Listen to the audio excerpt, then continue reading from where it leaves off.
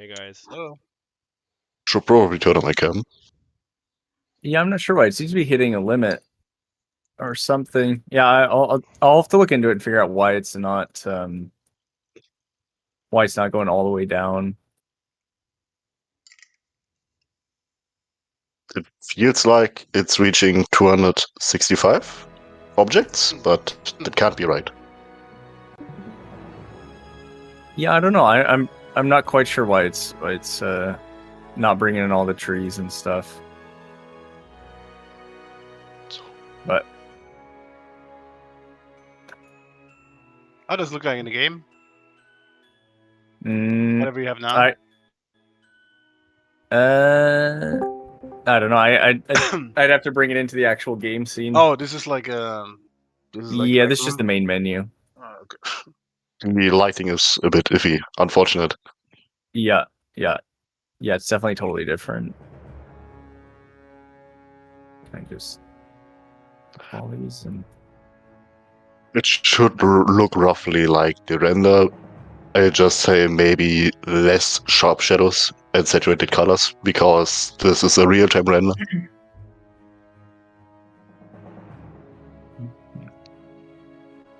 I like that there's other music playing now. yeah. Very interesting. I'm not quite sure why it's hitting like some kind of a limit, I guess. We're getting some new faces, obvious. Oh, you know what? I'm sure it has to do with the naming. Is that true? Because they're all the same names? Could be. Oh, interesting. So they get replaced, basically? Okay, well then, let's have a look which trees are there and how do you call them?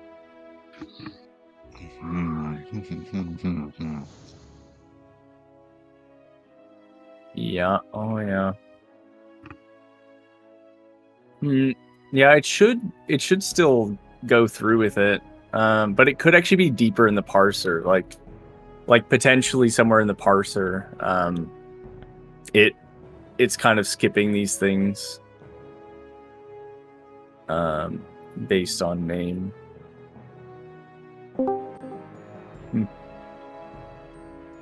Welcome. Yeah, you're right. Lots of new faces. Yeah. And maybe you guys can give some context of what we're looking at, what we're trying to do. Sure. Just Okay. So today, first of all, welcome to Witchcraft Wednesday. We're making a game which is called Dawn Apart. It's a colony factory sim in a voxel world, which is completely destroyable. And today, everything is about the landscape in our sprint planning.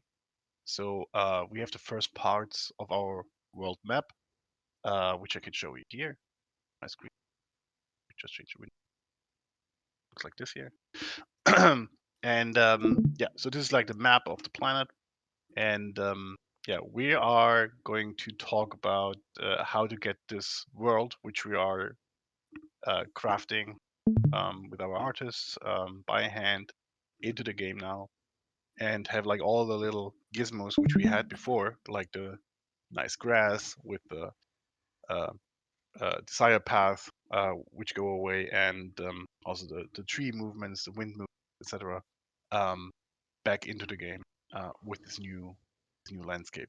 And we also talk about the different biomes and yeah, the rest of the landing pad story, which means so we have like ships landing coming from space, and yeah, we have like these spaceports which we made in the last. We're gonna look at them, but we're all excited about whatever new landscapes we get in the stuff which Leon did of artists here. Yeah. Is that enough context? yeah. Perfect. Yeah. What exactly we are looking at? Isn't this supposed to be one of the available starting areas? It is not a starting area. Change this again here. See what I. This is I think you named the file starting area, but basically it is just a biome here for the savanna. So Then I misunderstood. yeah, no worries. So we have many starting points in the game, and the player will be able to choose them. And well, there will be special places, kind of thing. You would say, because I mean, don't want to land with your ship on some sort of hamlet or some cliffside or something, and be stuck in there.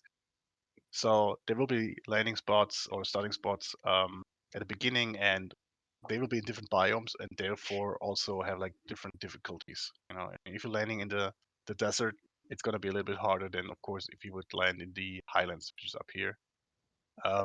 And yeah, the savanna, you're right about this, is like the first biome which we're going to flesh out completely, and therefore we're gonna have our first starting point in that biome.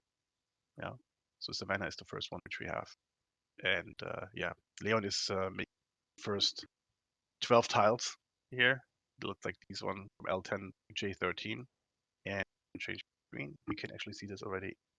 The tool which we're using, which is called Magica Voxel, and it's also the tool everybody else can use to make their changes to the game themselves. So I mean, you can just head out to the basically the landscape folder of the game and go into these vox files, and then they are like these different chunks. I hope you can see this when I'm highlighting. Basically, so they're made of these 256 by 256 chunks, and yeah, so they're all in one vox file. At the moment here, everything is in one vox file, but there will be these chunks. They will be in their own vox file, and then yeah, you can edit them, make your own, I don't know, structures into that, make changes to the landscape like you wish. Heidi's already working on something. Yeah, Magma Heady is working on something there. He's already modding the game before it's before the demo is even out. Yeah, yeah, and then That's a king move. that's exactly. Also, there was a question, like two questions which I want to answer here actually. One was on Steam, where people were like, "Hey, you gonna have a procedural map, or do you have a map which is basically what we do handcrafted?" So yeah, it's handcrafted. It's not procedural. We wanted to make a procedural map for a long time, and we weren't really happy with the results. I would say, and Tony can correct me if I'm wrong here, but I think we never really spent so much time on making it actually work. But then we got like Mhm. these then we also Yeah. but we also got these dioramas from our artists, and we were blown away how beautiful they were looking, and we were like, why not make the whole world out of this? And the only two reasons why procedural worlds are interesting is, first of all, replayability. So every time you start the game, you have a new world which you can explore.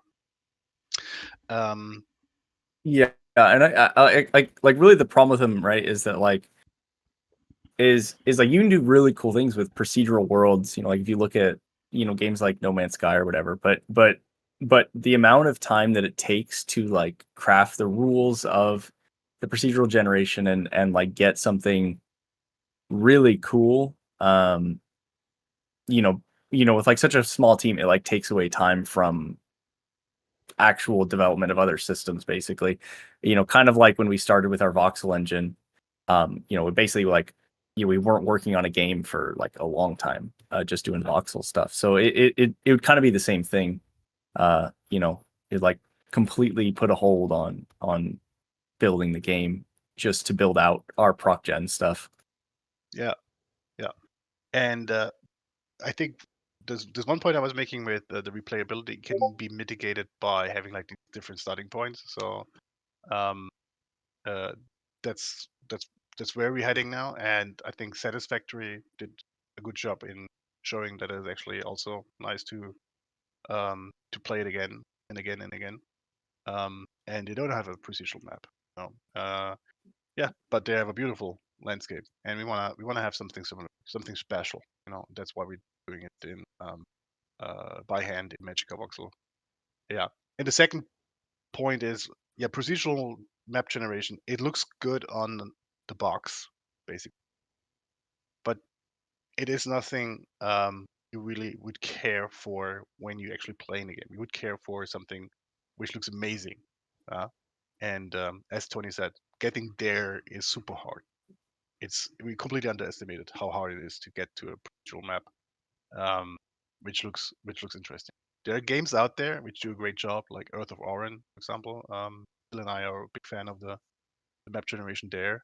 Um, but I think all the screenshots we see of Earth of Oran, they're not really procedural generated, at least the first ones. So even they kind of had some artistic liberty curating them. And yeah, we kind of said, okay, well, we wanna have that look, which the artist delivered us with these example dioramas, which actually were just to showcase the biome. We're like, no, actually want this as a whole map. And for the modders, it's also interesting. I mean, modding the rules for a procedural world is maybe a little bit harder also to make it moddable. And I mean, with this could be, I don't know, they could completely swap this out and make this um, an alien planet which is completely made out of I don't know, robots or something, and you're mining on a Borg planet or something, or a Borg cube. Whatever comes to your mind, you can do in Magic Voxel and build this. Yeah.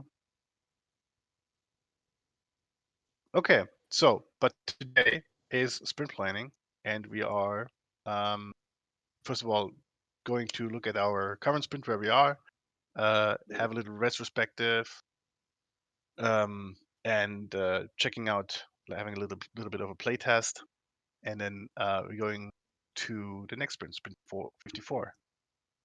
Yeah. So where we are with our latest sprint. Yeah, so most of everything actually ended up making it in. There's only some small things that kind of need to be finished up. So I don't know if everyone's on Miro here, but so the detail views, the like the trade request stuff, this is all in and working. Probably just needs some like small adjustments and updates to like the I don't know, like the padding of certain stuff. For the like the trade request, the messages, this ended up actually like requiring basically a refactor of our messaging system for events, which was actually nice because in the end, I could basically take the content controllers and then just plug it right into the spaceport detail view and just pass it the trade ID and then it just works fine.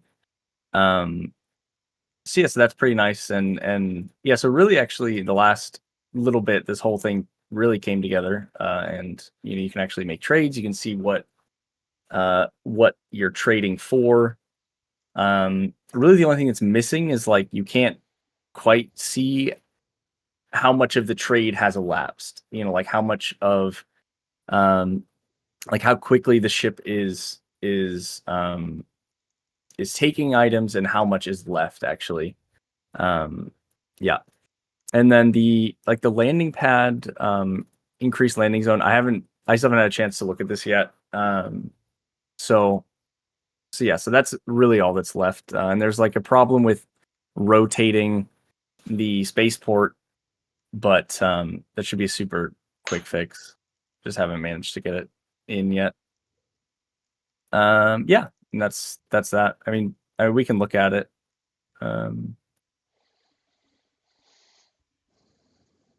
Please. Let's do that.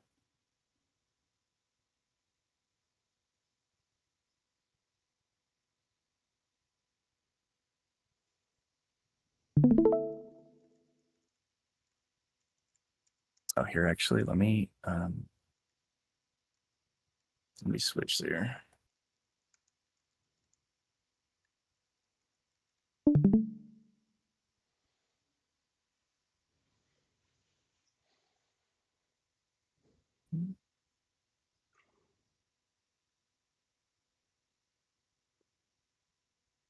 Okay.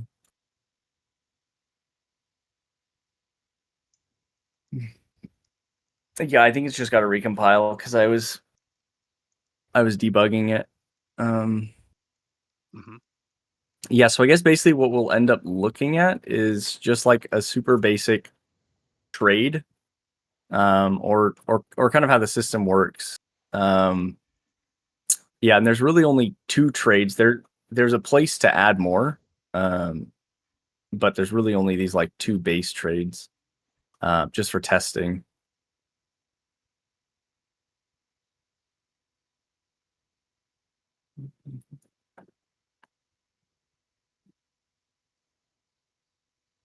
Come on.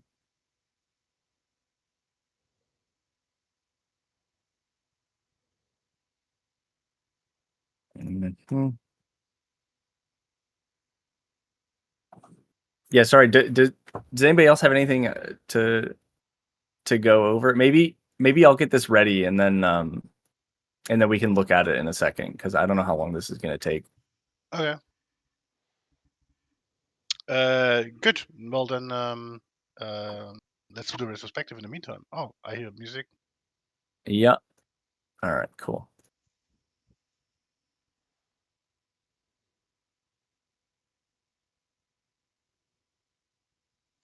Yeah. So for now, there's just like a this kind of setup here for actually making these trade elements. So basically, you just put in like what's required, how many, and then the actual item or whatever, and then what the result is once it's successful, and with this basically, yeah, we can build out some stuff, and then at some point this will be kind of like a dynamic sort of system, right?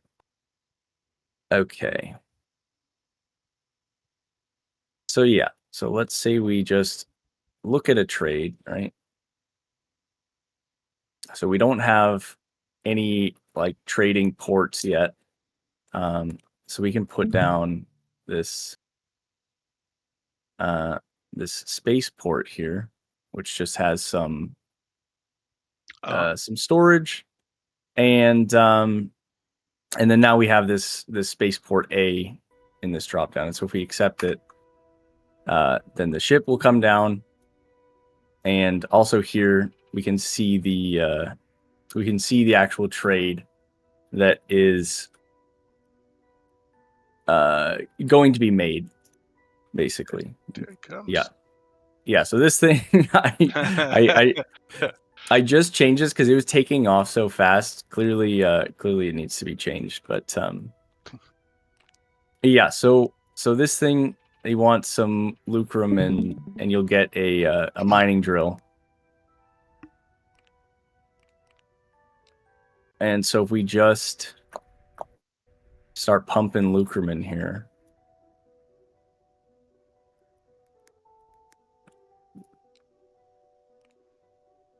All right.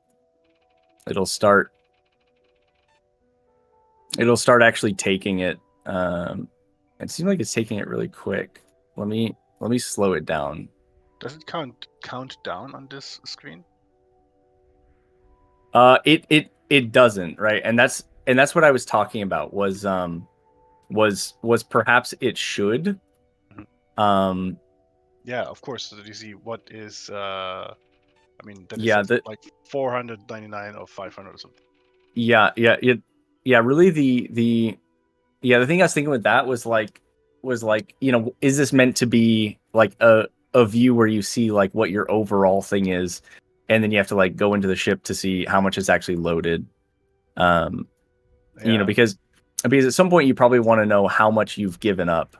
Yeah, and it says it's. I mean, it probably makes sense to show how much you still have to add, so you don't have to make the math in your head, you know. Yeah. It's like, okay, well, there's 499 of 500 to go, basically. You know?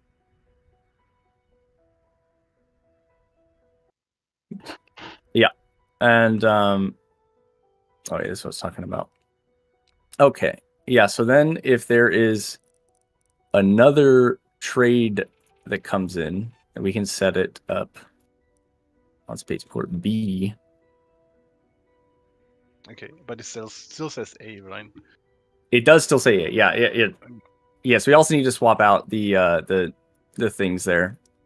I just have to make the top piece of it. And yeah, so now there'd be 2 active trades, and yeah, they're all magpies right now. But we'll swap out the ships, and yeah, and that's basically how it's working. Yeah, sort of pretty cool. Okay.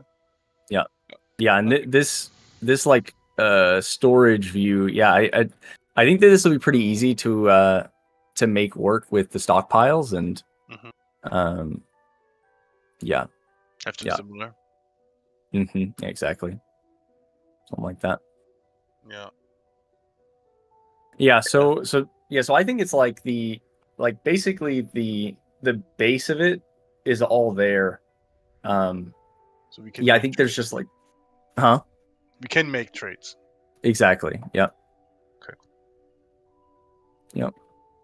So yeah, okay. Can you look how much has it uploaded loaded now?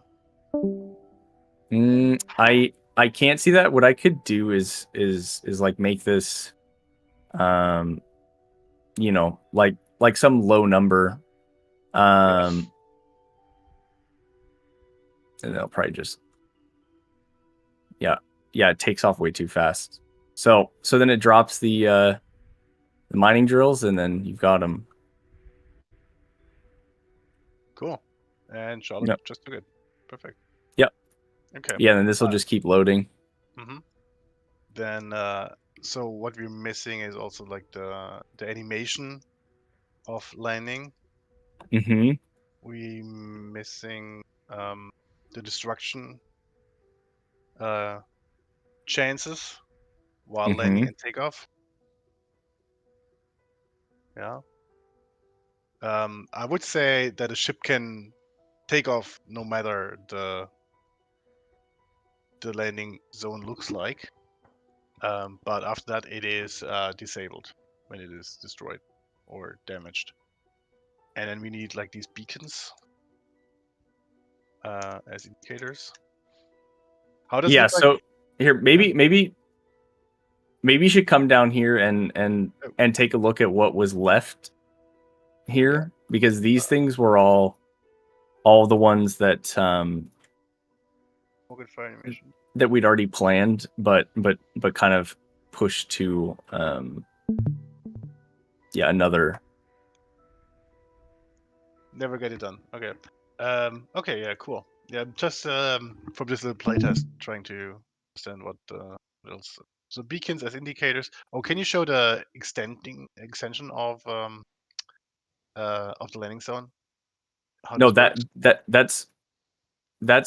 in this branch that Francisco had. So that's okay. That's the last thing here that actually didn't make it in. Okay. Just running down here. Extension of so.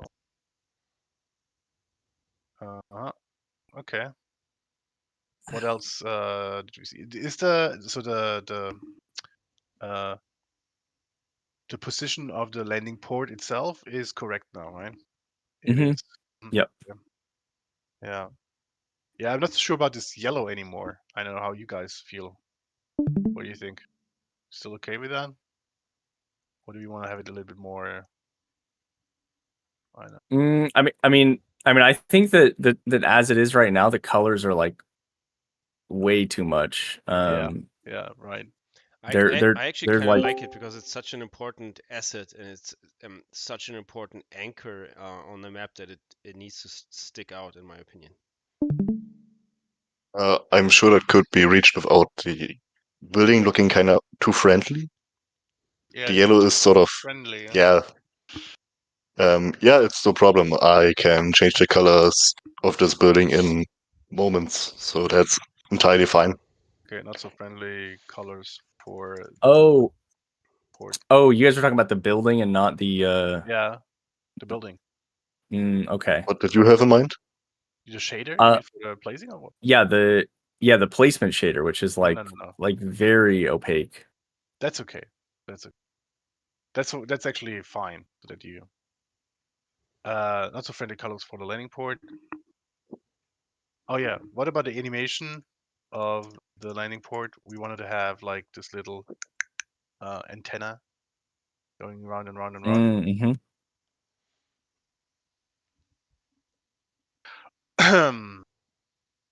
What else comes to mind? Then yeah, personnel, trading of personnel. Yeah. Conveyor So this belt would be connection. like unit trades. No, that's this other thing we planned. This conveyor ports. We said we're not gonna have this now, or what do you mean with that? No. Yeah. So basically, originally it wasn't in this sprint, and then we planned it, and then moved it down here because it wasn't fitting. Okay. Yeah. But so yeah, so that's already planned. Mm-hmm. Yeah. Other than that, I mean, I saw what you did with the crane, and it looked completely natural. So maybe that's also something which we just accept for now, and that's how it works. If we don't have any time, yeah. So I think this thing which you can move again. Yeah. Then I saw the spaceport detail view while update spaceport detail view while loading. Yeah. So this thing shows how much has been loaded to the ship on the landing zone. Swaps out letter of landing ports, B, C, whatever.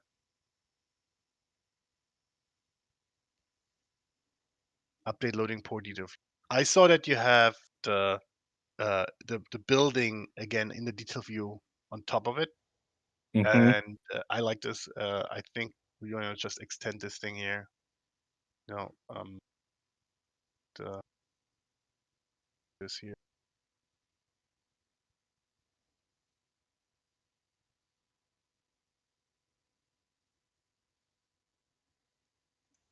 You know, make this a little bit bigger, and then we also have like space for these other things which we were talking about with health and so on. You know, kind of make this thing here up here, and building itself goes.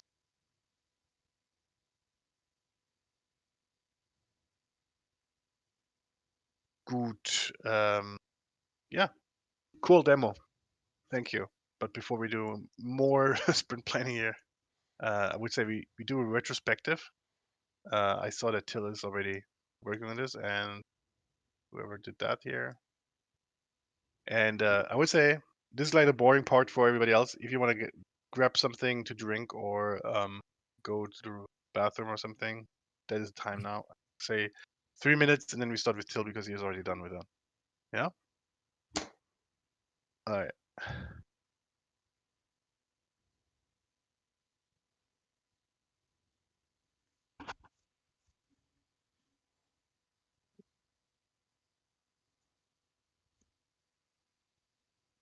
Yeah, what we're doing now for everybody else watching.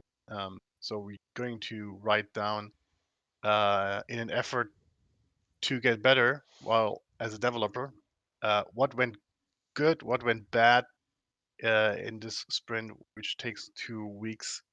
And then with that information, we yeah we might get better. We'll see. Okay.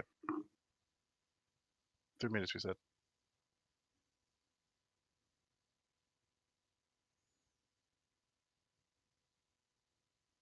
I mean, I could also start, but I can also wait. I wouldn't mind if you start. I'm also done, and by the time both of us are done, the rest should be finished. Yeah, Sure, go ahead. All right, so I'm super excited about this upcoming playtest. I just checked the stats. We have exactly 100 members of our community signed up for the playtest, which is like a nice number for this, very first time that we give this slice of the game to actually to the community. For those who don't notice, there will be a playtest starting on July 8th. In the playtest channel on our Discord channel, there's a form. You just have to sign it. You have to fill it out. Tell us your email address, and you will receive a Steam key in the mail on July 8th, and you can then test the game and play the game for at least I'd say 2 weeks, probably longer. So yeah. Also, super impressed how these handcrafted landscapes look. Um, Big compliment to Leon for putting this together. It looks amazing. I still want to see how it looks in game, obviously, but this is very promising. I'm also kind of excited that we are bringing some new and some old Vox artists with whom we've worked before to the game, and craft these different biomes. So this will be a really cool and I guess diverse look of the map. Yeah, just seeing those chips arriving on Aurora and leaving and stuff and landing. That's also really cool. What Tony put together. I can't wait to trade and pump Lucrum into them. Yeah, and finally there's two upcoming festivals. Tomorrow there's a Steam festival called Games Made in Germany. We participated in that one last year as well. Lots of cool games from Germany. Make sure to check that out.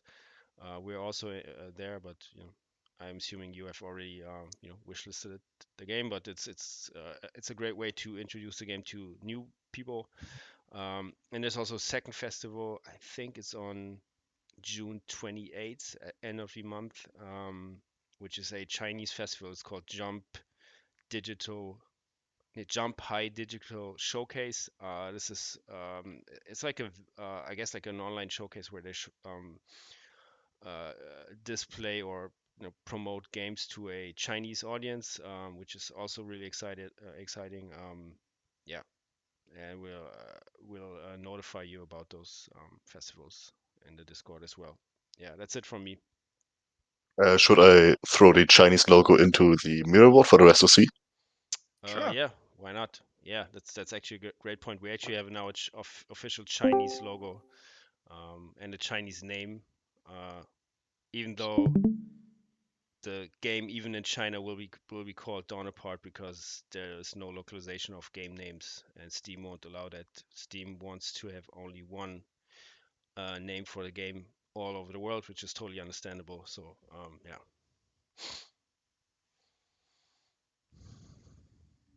Okay. All right, just put it here, I guess. Yeah, I have no idea how to pronounce that name. If we have any Chinese Dawn Apart prospectors in our Discord, I'm actually curious how this sounds. Yeah, we did double check with a Chinese national that this is actually a proper translation for Dawn Apart. So. Knowing Chinese, it is probably super easy to mispronounce. Yeah.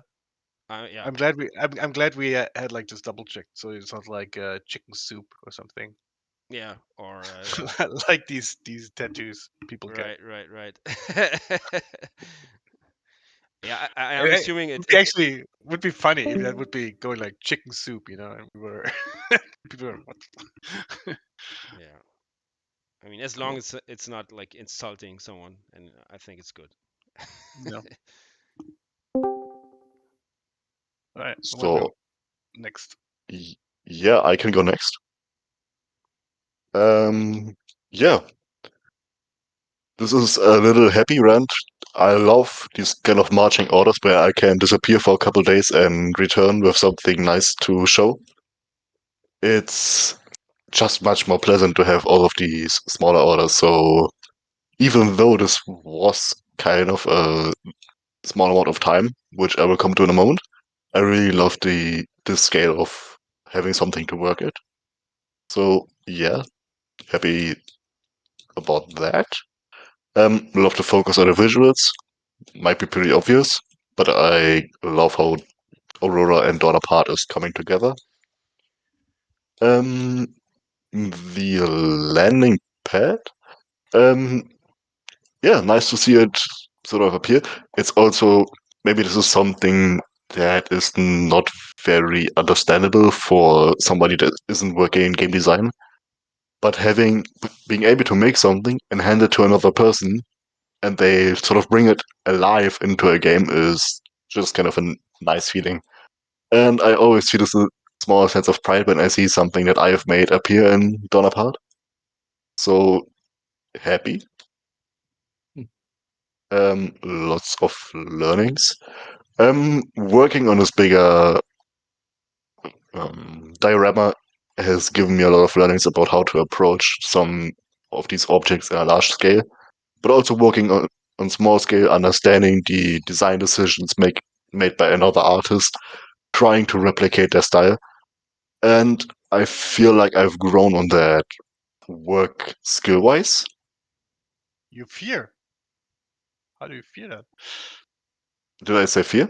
Yeah, you said I, I f- I fear. feel. I feel. I feel okay. Makes more sense. Yeah, I tend to either speak fast and unintelligible or way too slow. Course. Yeah, I gravely miscalculated the amount of time I needed to get this big Savannah done. I figured, yeah, just, build the terrain, paint it, and then spread the assets. As soon as I came around trying to voxel a mountain, everything went downhill. Literally. Uphill, actually. Uh, yeah. I guess in future times I would like to ask for 2 more days for a task of this scale. Unless I maybe, with this newfound skill, I become faster. But yeah, just to be curious, not cautious, I would like to ask for a few more days if I do something like this in future. No, that's actually sad.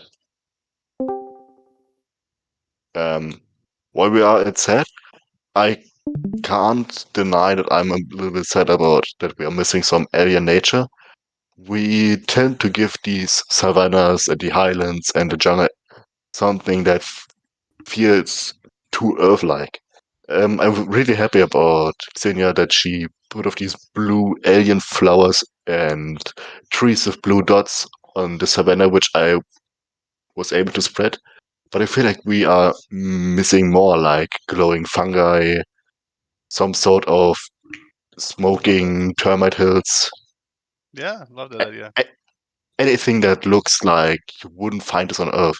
That we I mean, Satisfactory has a similar thing with like stinking flowers and this huge thing that walks around everywhere. But even they kind of cut short on that alien part. True. True. Yeah, I like the fungi idea. Maybe that's something for the highlands, like having instead of like these trees, they have like these little mushroom forests or something. No? Yeah, for example. Yeah, I mean Um, that's what I tell these voxel artists in their briefing is, there's some like real world references, but please add some alien twist to it. Not too much, Absolutely. not Hmm. not too like spaced out, but Yeah. just a little bit, to make it Yeah, look it's like out of this world. a twist to say Yeah. so, right? That's interesting that you say that because I mean, I was in order to make this map, I was watching like a ton of GDC talks, just for the notes here, and they were like, yes, I, to make it palpable for people, yeah, you have to have some references, something like there should be something like trees on an alien world, or there should be something like um, a normal sky and ground. I mean, you're going to this level. You're like, okay, well, how does an alien planet look like? Yeah, and most to make it interesting for humans to interact with, you have to make it look a little bit like Earth, so that okay, well, this looks like a tree, so I can cut it down. This looks like um, a wheat field or something, so I can walk through it or something. Yeah.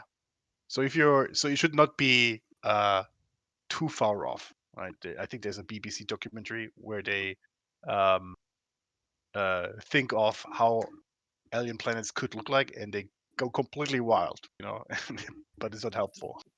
Because you would not find yourself. It would not be interesting. Not so much, at least. It's always funny when it gets to sci-fi shows how all aliens are represented as humanoid, slightly different colored creatures and not like, some sentient gaseous cloud or something. Yeah. Yeah. Always a pet peeve of mine when I watch any sci-fi stuff. So, yeah, I guess Morrowind DLC confirmed. These guys. And yeah, excited for the playtest. Slightly scared, I must admit, because of things that we have never even anticipated. And the workload might change a lot. But in the end, that is the goal of it, to sort of see things that we have become blind towards. And all in all, it will improve the quality of the game. And happy about the community. Multiple aspects, actually. We've reached a point that when we post something like, the Savannah, people say, oh, that's amazing, or the very fact that we started playtest, the server got a lot more active, a lot more people came into the server, and it's also a big motivation to sort of see all of this interaction. Especially Mark Mahedi, that has sort of taken on its own to sort of make its own Aurora based on Australia. Yeah, really excited to see where this goes if he hasn't exploded because his PC melted him down. I've seen him trying to import a whole landscape into Blender, and every cube was 6 vertices, and his Blender nearly killed itself. All the voxels. Oh wow. Yeah. Something went wrong with the conversion to OBJs. Okay. Yeah, I mean, even if you convert it to OBJ, then you need some greedy meshing to get some. It actually does that. I once made this joke where I made this Space Marine in Magic Voxel and wanted to pose him in Blender, and they did this greedy meshing. They usually Magic Voxel sees, oh, these sort of faces look alike, or they face the same normal, so we become one. They don't even care about the color. Like, that's part of the UV mapping. Oh, interesting. Okay. And yeah, and just happy about the community. So Awesome. that's the gist of it. Do you say that? Anyways, I'm done. Thank you. Thanks. Good. I'll make it brief. So super excited about the playtest. Yeah. Also a little bit worried that find it boring, or I don't know, find so many bugs that we have to postpone the public demo. Super excited about the Savannah, how it turns out, and yeah, I think it was the right decision to go with that idea for these voxel landscapes, these little dioramas as the voxel landscape. Which makes me also a little bit mad that we haven't done this before or made a decision so late in the game. But yeah, I mean, now I can say, well, we completely focused on the core gameplay loop. um, then yeah, also excited about the new biomes. Whatever Niklas showed us already looks amazing. Yeah, love to see these new people joining the Discord server and actually hanging out now with us here. Landing ports are amazing, and I can't wait for them to become a vital part of the economy. It's the second to last part of the economy. The last one is the enemies, which are sort of the money pit in the game. And yeah, hope to see the landing ports work perfectly after this sprint. And then yeah, what happened to the product owner? We didn't appoint any product owners for the last 2 or 3 sprints, I think. Maybe can do this better this time. And also, what happened to the burn down Nero? Do not have, or Sarge, I don't know how you call it. We didn't have any, so that's all on my account, I guess. Yeah. Who wants to go next? Oh, I'll go next. Does anybody hear me? Yes. Yeah. Mm-hmm. Great. Yep. So first off, I'm very glad that the Kickstarter is nearly done. Just some minor stuff still to do. Also, what makes me mad that the Kickstarter is not yet done. Because I thought it could be doable in this sprint. Yeah, but still, pictures have to be done. The stretch goals are still open. But also, what makes me very happy was when Leon helped me on that. Just a little contribution, which this interlocking of artists I think is something great. Which also makes me great is the playtest that's now happening. It just makes me feel like the game is coming all together, which also comes in with the landing pad, which completes the gameplay loop now. I think now it really is a game. Something that made me a little bit sad and mad is the return to the thumbnail after the feedback of my professor. Yeah, just was a huge chunk of work again. But I think it's totally worth it. And also, I really, really love the dioramas. Just really scratches the best part in my brain somehow. Yeah, I'm really excited. Can't wait to build some conveyors through tiny, tiny pathways. Yeah, that's it from me. Thank you. Okay. Here, let me pick a Tony, color. I make the space bigger for you here. Okay. I'll make them blue. Yeah. Sad, mad. Yeah. With this stuff, I mean, let me make them smaller too. Yeah. So with this stuff, I mean, the artists are kind of, clogged up now. They're basically going to be working on these dioramas, and then also they've been working on Kickstarter stuff. And like looking at some of the other things that we've had, like I don't know at what point they'll come back to like more game facing stuff. I suppose making the world is that but I don't really know how they're gonna like fit into the coming sprints if like something comes up like like the animations, for example, of this thing. Yeah, glad. It's really great to get even more functionality in. I mean, yeah, and this is kind of like linked with that in that, and I thought this was actually a pretty fun story with like a lot of various kind of systems. Not necessarily just like the ship coming down, but there was like this concept of ships and adding the trader system and reworking like a lot of the UI, and I think Francisco mostly was working on just the spaceports the whole time. But yeah, I thought this was really interesting, and I think again is like pretty foundational for a lot of stuff that we might want to do. Yeah, along with that, I kind of found it hard to stop at some point, like to say, okay, we're not going to use this for now. Could we use it for trading, like factions and reputation and all this stuff? At some point, it was like, okay, well, this is clearly too much, outside of the realm of ship landing. So let's just kind of cut it there. Even though that's stuff that I think should still be in the game, just doesn't have to be in right now. Yeah, I think the landscape stuff is really cool. I think it's really coming together. I'm really excited to like see how yeah, how we get in the game and kind of work on that a little bit coming up. Yeah, I think this is kind of in the middle here where it's kind of glad for me, but also it does kind of sink like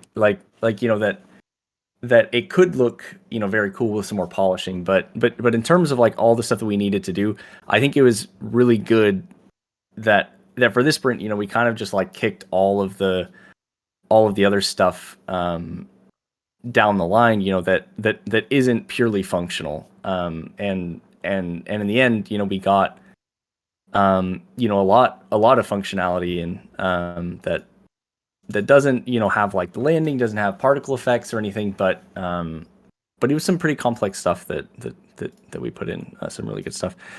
Yeah, I really wish we could have like finished out the last small things. Yeah, I was kind of cruising through today and then hit like a this kind of issue with something with the UI, and then also something with the landing zones. And so unfortunately I didn't end up getting to finish the small stuff, but this is sad, man. Yeah, and I'm kind of like pre-stressed about this next sprint, like just looking at how much is coming over, and then also knowing that it's like voxel trees, voxel plants, the landscape test, whatever that entails, which I can't see it not like ballooning into like oh yeah, that's kind of cool. How about we like fully implement it or something? I can already hear it, I think that there's a really good head start here on trading, which for the next sprint, leaves room for the polishing stuff and kind of additional functionality, and I think we did a pretty good job, in our planning to kind of going through all this stuff and kind of like thinking about what there will be and what we're not going to have, and like designing like kind of our architecture to work now and leave space for stuff in the future as well. I'm really glad we're implementing tutorials soon. That's actually really great. Yeah, I'm really excited about that. Yeah, mostly because like I think anything that makes it better for a player to jump in and play the game and not get lost, it's gonna be pretty huge. But along with that, I do think that like there's some stuff still that's missing that would be helpful. Like the big one being kind of like an operations handbook kind of thing, or like some various tool tips that are still using.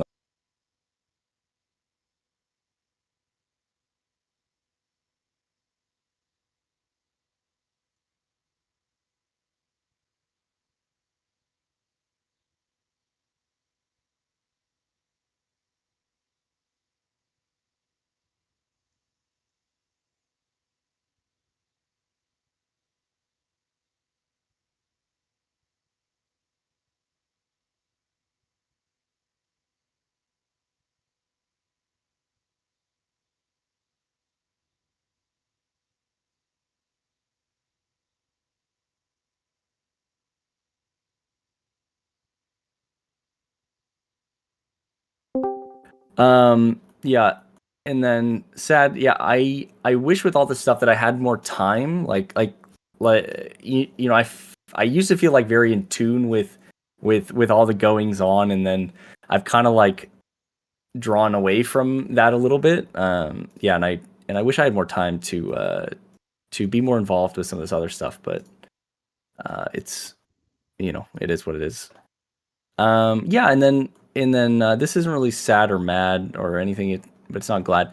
Yeah, and I'm just kind of wondering, like if there's, I don't know, like some way during like our planning or thinking through our things, like how can we like really flesh out all the stuff that's going in, and like all the details, like even the complex ones, that are too maybe too complex to like fully implement, but have it like really fleshed out.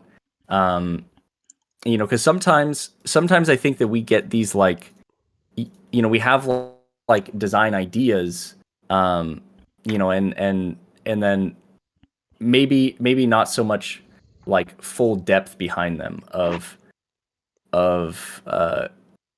like thinking through how every little piece of the game kind of works together, and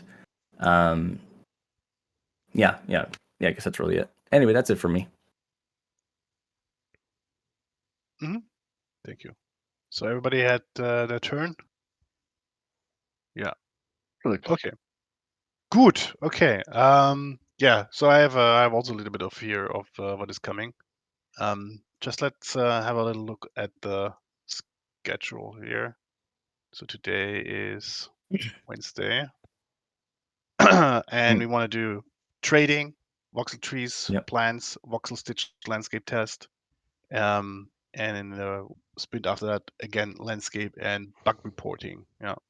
While I would say bug reporting here, it means bug reporting for the in-game menu, probably not the REST API and everything else. So this maybe should come in the sprint as well. Yeah. Anything to add to the discussion which we had yesterday about enemies and stuff? As of right now, not so much. Yeah, mostly I'm kind of wondering like for this playtest. So at what point are we swapping over to this to the new landscape? Is it Today? Yeah. After we're done with trading, I would say, yeah, and get this done in the sprint. So before this playtest, it's going to be whatever we have. Yeah, let's look at the. That's the plan. Yeah, look at the map here. So I'm not so concerned. I mean, Leon kind of plowed through these 12 tiles here, but I mean, in total, that's already a sizable chunk of the whole map. Yeah, and Savannah, luckily, is quite big.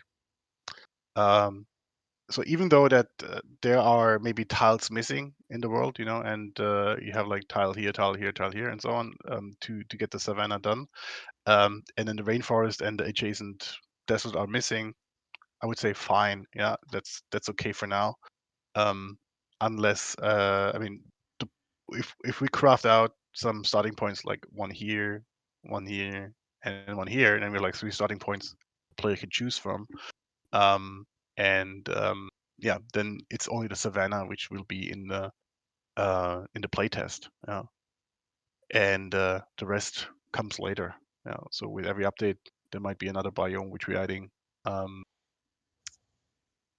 So I think this is not hindering us in delivering the new landscape already in the playtest version. Do we have an idea how large these 12 tiles would be in game already? Do we know that for sure? Not yet. Not until I mean I could even load it in the game scene and kind of put it over the Can you do terrain it now? so we can see. Can you do it now? I can do it in a second, sure. Okay, cool. Let's do that. But yeah, I mean, nevertheless, I would say, okay, well, we commit to delivering for the playtest, even for the playtest, that new landscape,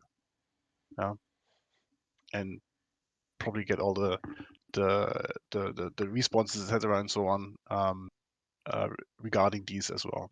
Yeah. Okay. Any questions to the schedule? I think we talked about this. Yeah. In length yesterday. Yeah. Okay. Good. Then to sprint 54. Sprint 54. I think we have some questions in the in the comments here in the chat. ADSA. Yes. Yeah. Procedural world generation. Okay. There will be some procedural world generation in the game. I mean, only a little bit, which means resources are going to be scattered procedurally. So let me show this current world how it looks like in Magic Voxel. That's basically what we have of the world at the moment, and so the placement of the resources, resource patches, they will be random, even though this is a map which is handcrafted, but the placement of the resources, they will be random. So it's not like when you're starting at this starting point, speedrun wise, to grow the to finish the game in, I don't know, 1 hour or something, is to mine this, build this, etc., and so on. I don't think this is going to be the recipe. I mean, there will be possible speedrun races where you use the same seed, and then you have this, where the ores are appearing at the same places. But this is something which will be randomized. What else would be randomized? Well, the events for the trading, some of them will be randomized. Not the ones for the off-world company which sent you to this planet. They will be standardized, and then depending on how fast you progress in the game, they will also kind of get triggered. And we thought about for a long time if we can make these tiles procedurally connect to each other, but well, I was under the impression, well, that's not a biggie, that should be possible, etc. Tony kind of warned me about this. He said, well, mathematically, this is going to be hard, and I would say he's right about this.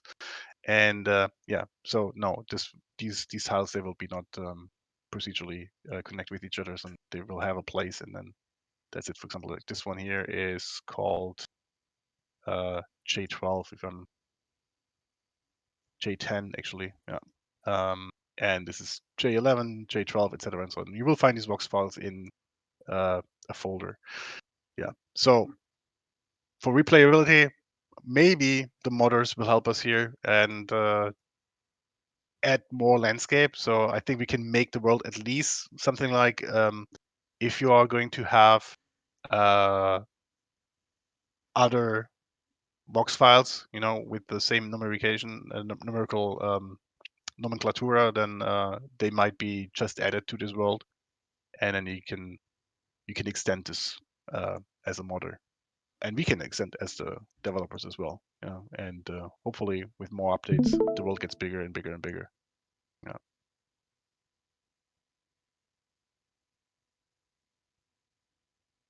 Okay, good. Here, I'm sharing my screen here. Mhm. Got So, just the terrain. oh wow. And so just here you can kind of see that this is the edge of the map, and this is the edge of the map, but this is like the view of Yeah, completely scrolled out. yeah. And Okay. so it's actually like still slightly smaller than what we normally would have. So like if I turn this back on, then I'm sure. Whoops. It's also Yeah, fast. kind of. You'll see like on the edges that like this is how far out we generate, Usually. and also on this side too. So there's more on basically every single edge. So it's essentially one screen as of right now. I'm amazed how fast it is, even though that you have like 2 terrains now in the game.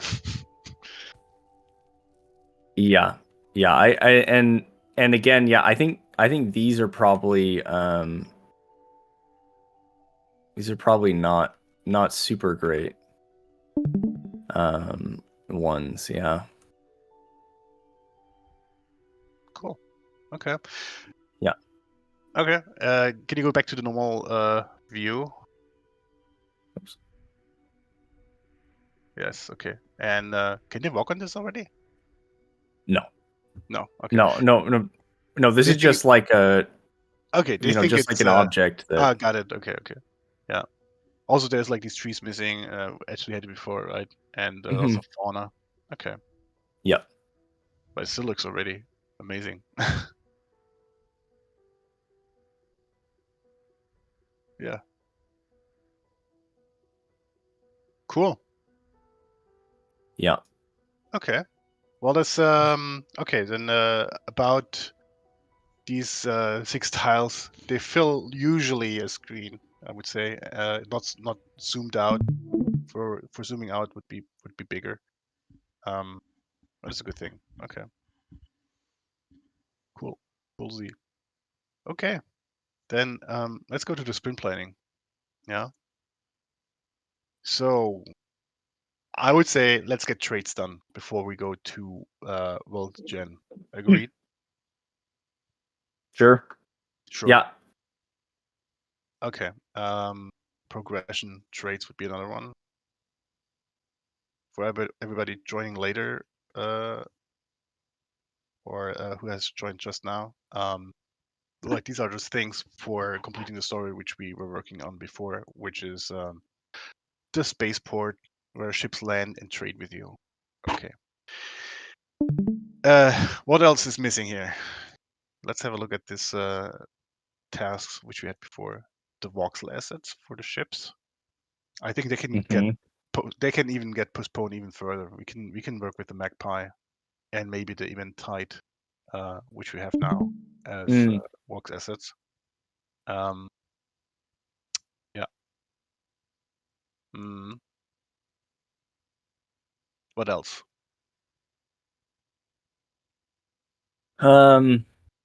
Yeah, I think it's Yeah. mostly polishing stuff. Yeah. You know, like there's some actual stuff like the landing zone logic, but then everything else is mostly polishing. Yeah, and then this conveyor belt connection. Mm, mhm. Let me look at what we have here. Mm-hmm.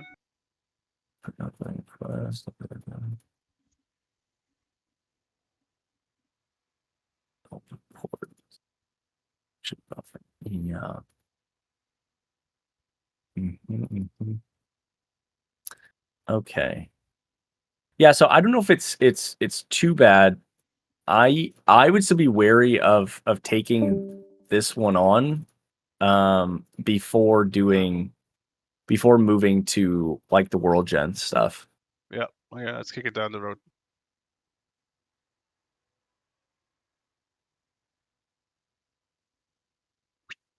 Oh, yeah. Anything else? What about the blinking lights? I mean, is it a lot? Is it something?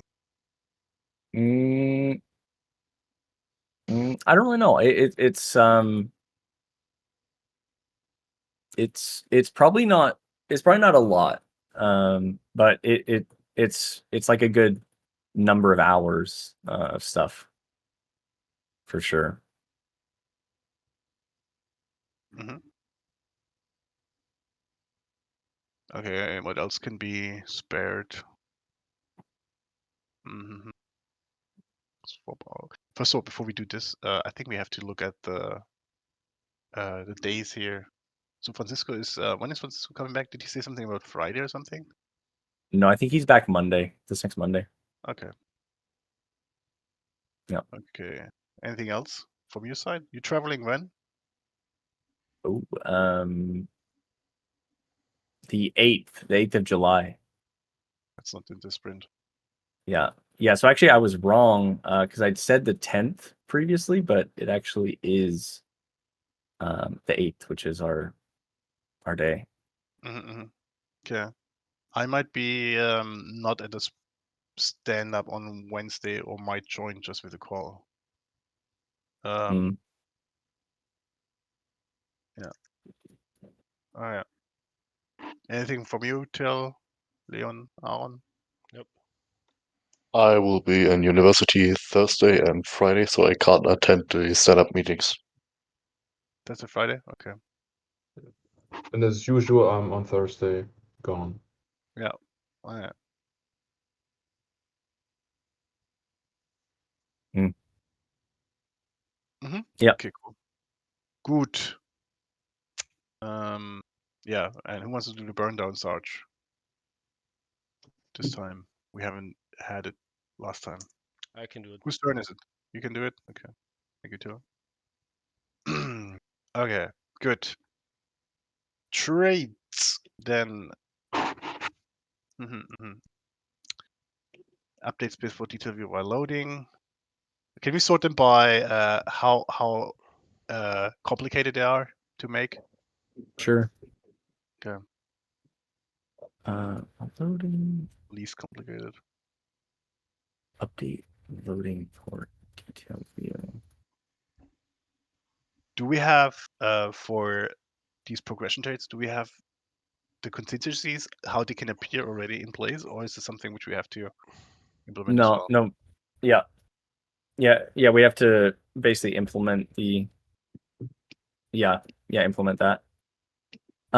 What is this update loading port detail view? Update. Oh, This is like with having like the damage and energy, etc. and so Okay. on as well. This would be Make more. like. Okay, so this would be like spaceport.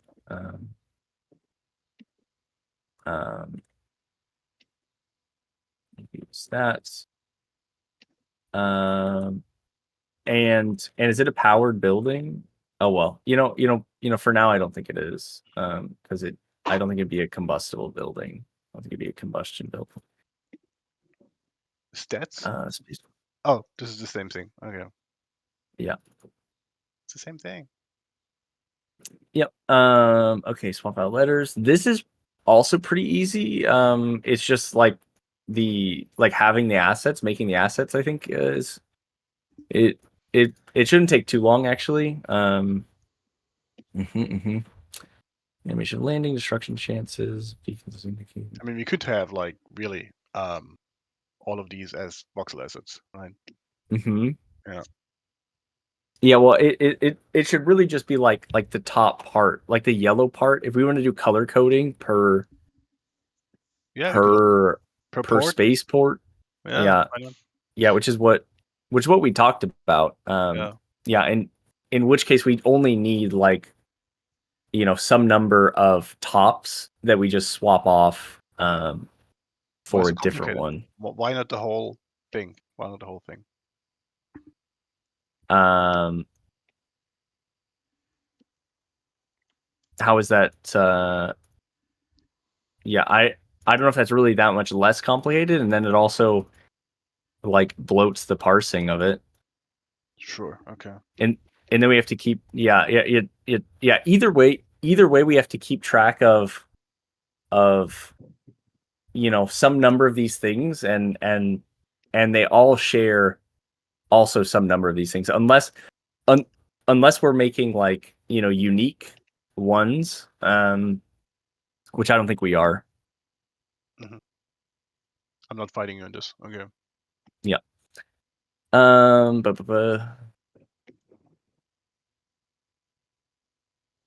Okay, well these go hand in hand, I guess.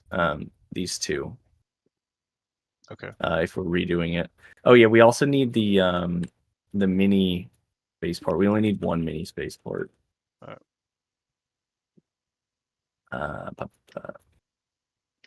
Destruction chances while landing and taking off. I mean, we kind of already have a system for this. You mean this thing Francisco was working on before? No. It was something that I'd put in, and then he was kind of like redoing it, to like push terrain, right? And so his version is like kind of a simulated, like sand sim kind of thing, and so this would not be using that. This would basically just be like destroying parts, just like doing raycasts and dealing damage to the terrain. Has this destruction port thing been thought like through fully? Is it? I mean, so as I understand it, there's a chance that your port gets destroyed just by chance. Mm-hmm. And then you don't have a port anymore. And you, No. what? No. The landing zone, which you Yeah. have, has a chance to get destroyed. And then You have to flatten it again. okay. In God mode, essentially. With your No, with your yeah, with with your agents. pawns. Yeah. God, Okay. why is this not working here? But the agents is that agent terraforming, It is. It would be, yeah. It will be. Yeah. which we don't At the have, moment, right? not yet. No. Yeah.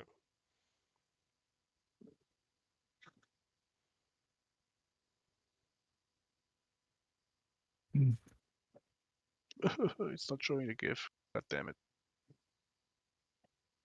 Okay.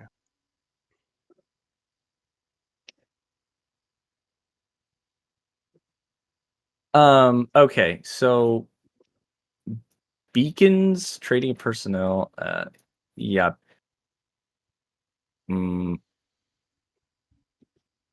This is kind of a need. Okay, this is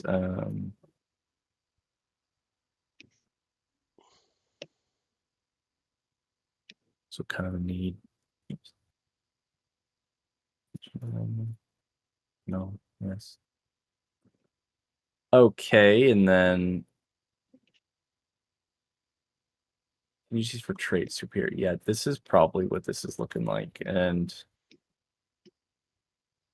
with trading of personnel somewhere in here as well. Because basically for the personnel, depending on how it is, like I said, if we want to like pre-make agents and then show them so that you can like see them and their skills and their stats and stuff, then that's like slightly more complicated. Basically, we'll just have to you know like pre-make the seed and then just wherever we need it, like on the UI, just like recreate the agent's backstory from that seed. Yeah. And yeah, seems right. Okay. I have posted this GIF from High Fleet. How the landing looks like. I don't know, he's shooting at something, but actually can also land while doing that. And yeah, I have. I mean, we can use the one which we have for the Magpie at the moment. Oh, it's playing. Hmm? It started playing for me. Yeah, good.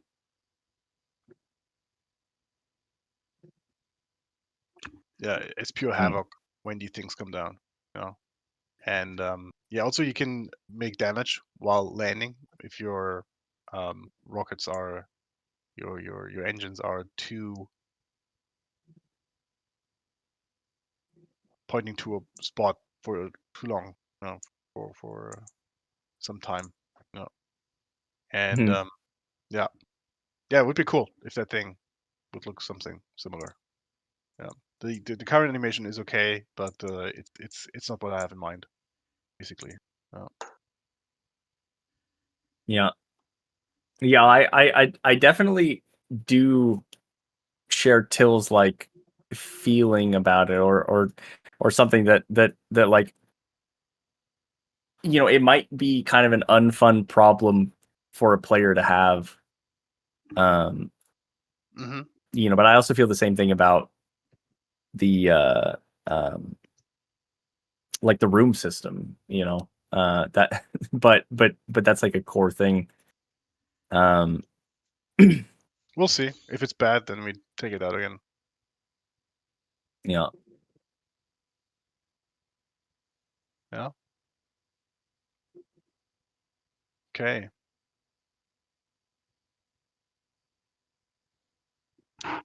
Then sorry, somewhat here.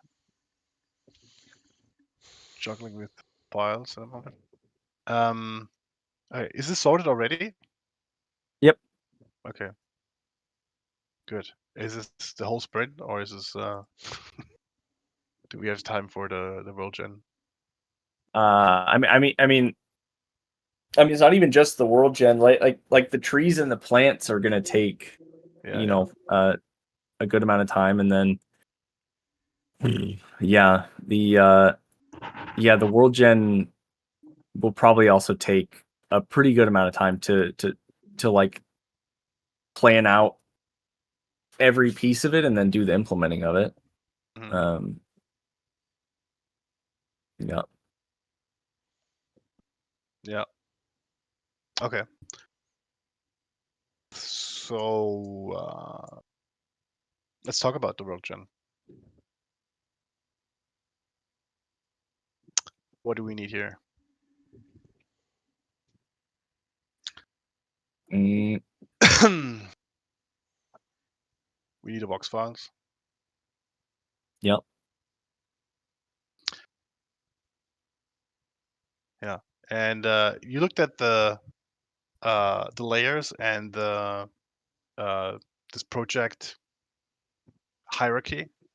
That's already like it is supposed to be, right? I haven't really looked through it that much like that. I just opened the file to look at it. Okay, maybe that's then another one. Validating Savannah hierarchy.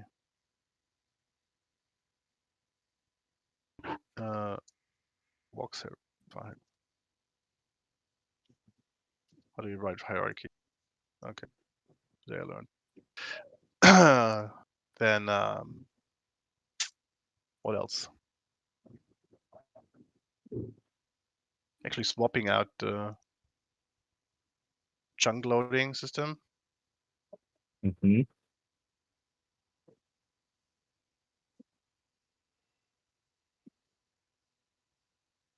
Okay. Then Yeah, and then we need to we're gonna need to build out the Vox file parser to actually be able to be used, I guess, for all of these things, like parsing out, the trees, the plants, the terrain, the structures, things like that. Mm-hmm. Yeah, which. Mm-hmm. trees, plants. I mean trees, grass, basically, Yeah. and bushes. That's what we have here, right? And structures. Yeah, and I'd still call this plants. Please. Yeah, and the structures. Yeah. I mean, So the structures are going to come in for now. Just not really as anything, I suppose. no, yeah, they are probably. I know you can treat them. Which material would I mean? I would say clay for now. I don't Oh, think sure. I can see any other material they are using. Even if a tree is like this fallen tree, which we have in this one diorama, the rainforest biome, this one here, even if that one Mhm. is imported as clay, well, I think that's fine for now. Well, Yeah, and that's not really what I was talking about. Yeah, I was more talking about like what we talked about, where like chairs and tables and stuff aren't going to be treated oh, as chairs and no, tables for yeah, the moment. no. Do we want to write this down so that we know about this decision in Yeah, I mean, a couple of sprints yeah, it'll ago? just be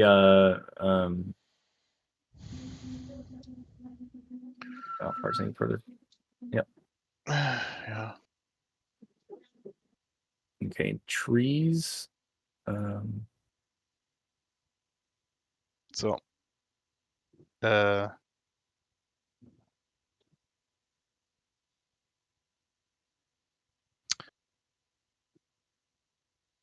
clay. Add import. Structures are going to have clay as material at import. Even yeah.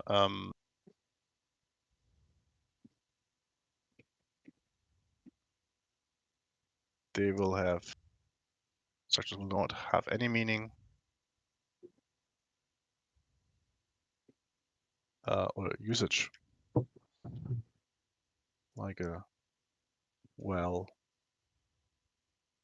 or chair, which is usable by pawns at the moment. Okay.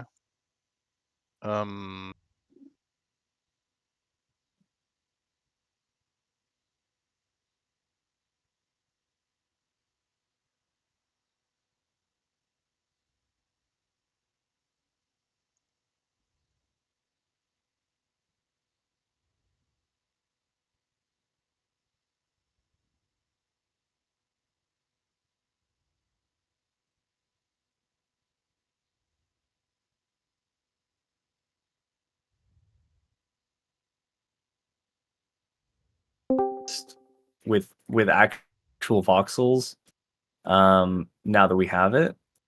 So yeah, it's just like some small stuff. Nothing big, but things that need to be done. Would it be smart to also add the ore generation into that time already? Oh right. Mhm. Yeah. Otherwise, it's unplayable. True. Yeah. Yeah. About the ore placement, it can go everywhere. Okay. It can replace the normal dirt. Mhm.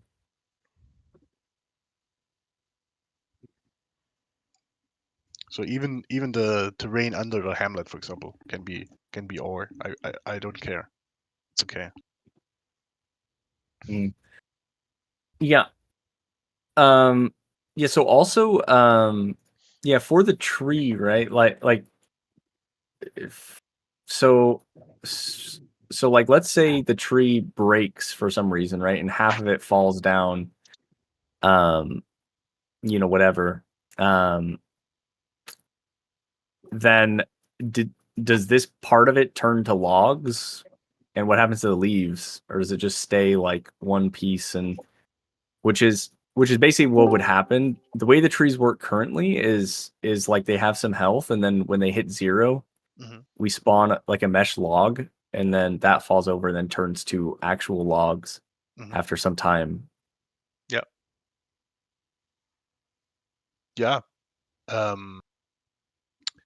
So in the Vox hierarchy, this crown should be in a group tree. If I'm Yeah. That's not really what I'm talking about. Like so let's say like somebody's mine or like logging a tree, right? Or like for some reason these voxels are gone now. The top of it falls off, and but it still has like 60 HP or something, right? So like 60% health.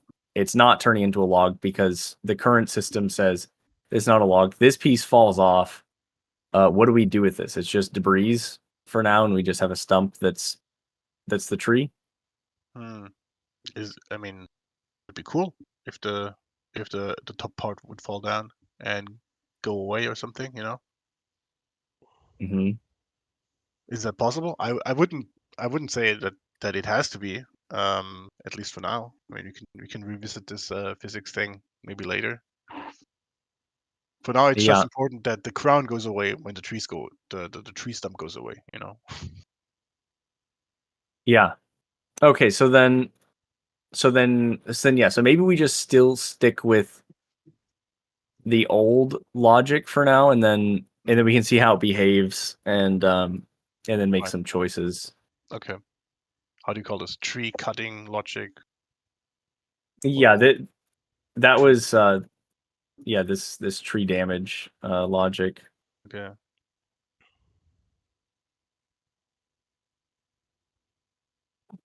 Will still apply. Yeah. Okay, cool. Yeah. Mm-hmm. There's something I proposed earlier, but I would like to bring it up again to see if this fits into the sprint. To sort of avoid that the voxel artists have to make all of this elaborate terrain, that as soon as destruction is generated, all the adjacent voxels that are now exposed get given some sort of shader, so they appear like, actual dirt.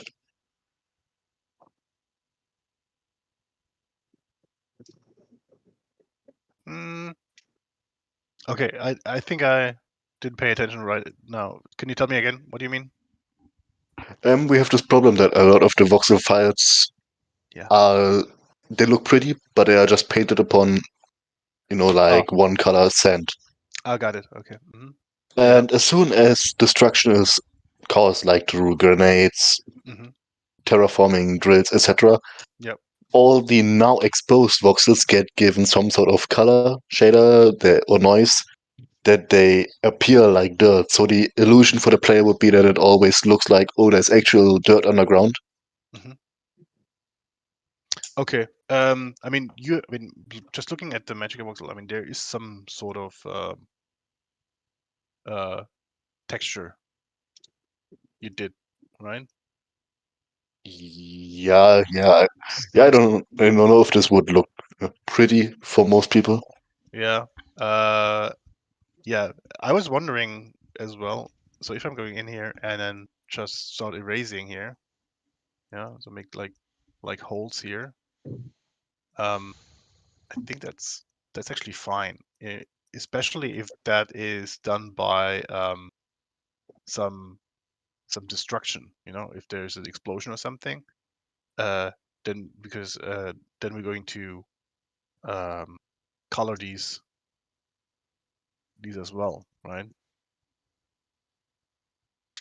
I think it's fine. What do you think, Tony?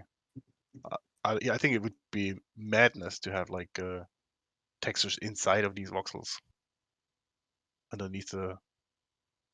Yeah, I just don't know how this would work. Yeah, because Just a proposal.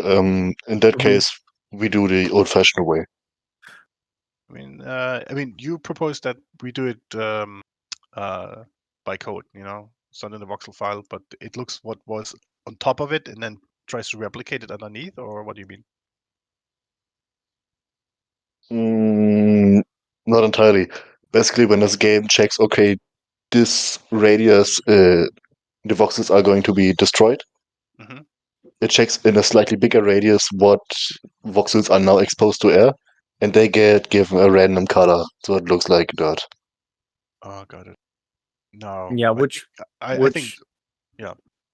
Yeah, the problem is like looking at this, right? Like, let's say this is like like the desert over here, right? And this is, I don't know, some jungle or something, like whatever, right? They're I think even in the one that you made, there's still like this halfway, and they'll all kind of have different things, and I mean, it's not like every layer probably needs to be like hand painted, layer by layer by layer by layer. But I kind of think that like on our end, there's not quite enough information that we even keep track of to say this. Yeah, because like we generate stuff in in our world pipeline, and really it would be that, right? It would basically be using the same biome information. If we had access to the same biome information, then we could do this. And the lower levels of terrain would look exactly like what the lower levels look like right now. Which is just like white noise. All right.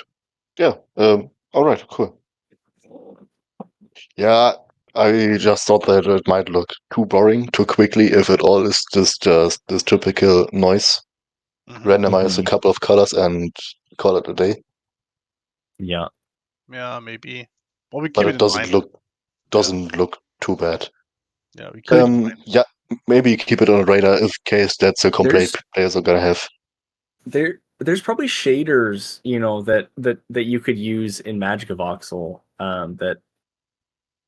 that could be used to, you know, make more interesting terrain. I don't know if you've really looked at Magic of Voxel shaders that much, but I looked actually. I spent time of this meeting looking at Magic Voxel shaders Okay. because I was looking at tutorials, saw some interesting shaders. Most of them seem rather useless. But I right now I'm looking at or looking for some interesting texture shaders. Yeah. To sort of avoid this in future. Yeah. Okay. See ya, Penguin. Oh, yeah. See, so I can, yeah. Bye.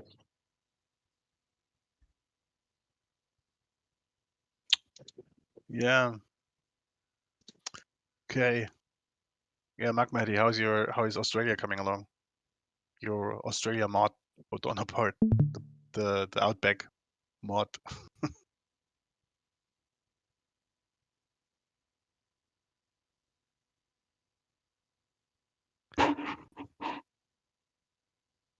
How to parse grass from Mox file? 3 question marks. Yeah. It may be a little bit primitive, but through naming convention, Yeah, if every grass model is given the prefix gr underscore. I mean, there's grass. You named them grass already, didn't you? Yeah, at the beginning, when my task was to just get this sort of put it apart and attach it back again to sort of separate the leaves and the tree trunks. But then I got this task and wanted to get this done as fast as possible. Uh-oh. Yeah. So yeah, but we need this information. Yeah. But you can update the Vox file. I mean, you have to split them up in separate Vox files anyway. So. Yeah, exactly. Yeah, it's like I said before, though. Like even just naming them grass isn't really gonna be like what we need, I guess. Yeah, I'm not really sure how this is gonna look. Because I can just tell you what we have on our end. Right, and also, like, you know, I think you had still talked about flora regrowth. And I don't know if it only grows in these specific places. But then also we have to resize our grass, since it's now going to be the same size as normal voxels again.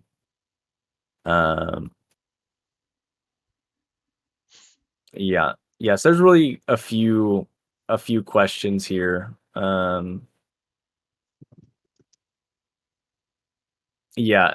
Because I think, like I was saying, you know, like basically what we have is like a 2D texture, where each index has things like current generation, so it might be like 7, and then it has like separately a palette index, so it could be like 8 or something, and then I don't know, like another 3 or something, which is the offset in the palette. And we keep track of this information for every single flora or like grass blade. And then basically when it's rendered, we use this to do kind of like a height map kind of thing. And so we don't have any like 3-dimensional data whatsoever. And then the colors on the blade are interpolated based on the palette. So as it goes higher, it you know, it basically lerps from the bottom color to the top color. You know, where at 8, which is the highest that it can be, it is like the last color, the final color.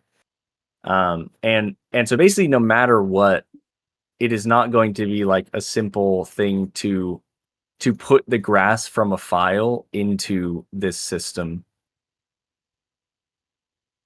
Maybe we need a new system. I mean, Right. Leon, can we just animate that little grass which we have in the savannah? Not the bushes, but like the grass. And how would you go to do that? I mean, it's just like moving the voxels, one voxel to the side and then back, right? Maybe Yeah, depending on the height where they are. yeah, but that's what we do in the shader. It doesn't make any sense to have any like more frames of voxel data for the grass to be reading. Okay, other question. How do we make Mhm. the wind in the trees, the voxel trees? Yeah. So basically, all we're gonna have is this crown, and it's literally just going to look like, as if it were a mesh kind of thing, where we have like this low level and this high level, and as we go higher in the Y, we probably just kind of offset it by Yeah. some amount. Yeah. And so it's not going to wave like a tree. It's not going to look like it has like motion, and like this piece of it and Sure. this piece of it going like different directions. It's just gonna it's kind of gonna have like that seaweed looking effect that a lot of like fauna or flora has in games. Mm-hmm. Could be cool. Okay. Yeah. Yeah. What about we do I mean, this moving stuff. What about the um, desire path? Hmm? Goes where that it goes desire path that it goes Oh away yeah. when you walk over it. Mm-hmm. Yeah. That all also works specifically with our flora that we already have. So to understand this, so what you want to do is like get the grass which are in the box files into the system which we have now.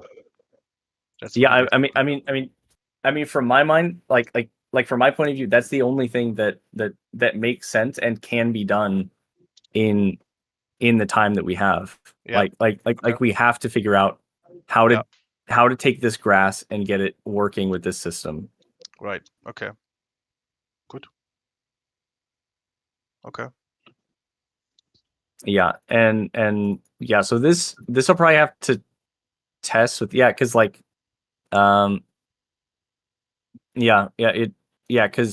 ideally we can still use like the 3D thing, if something else, I think we'll just have to get creative with this, right? Like either that, and if it doesn't work in 3D, it'll have to be sort of like a texture kind of thing that you draw on. Probably also in Magic of Voxel, so that it can line up with the terrain. Probably actually something that we could like kind of press it into or something. That's not really the right word, but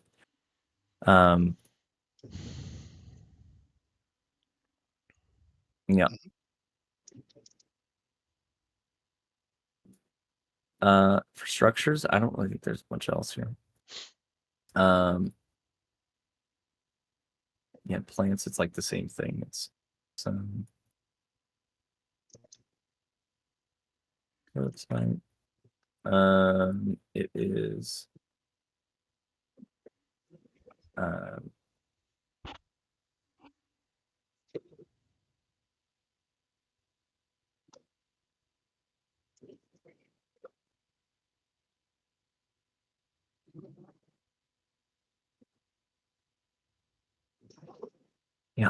Yeah, so for plant interactions, I suppose really the biggest question I have would be with like terraforming destruction. Is it one of the things that also just like goes away and doesn't really block any placement? And it's really just there to look nice and maybe burn a little bit. Right. Okay.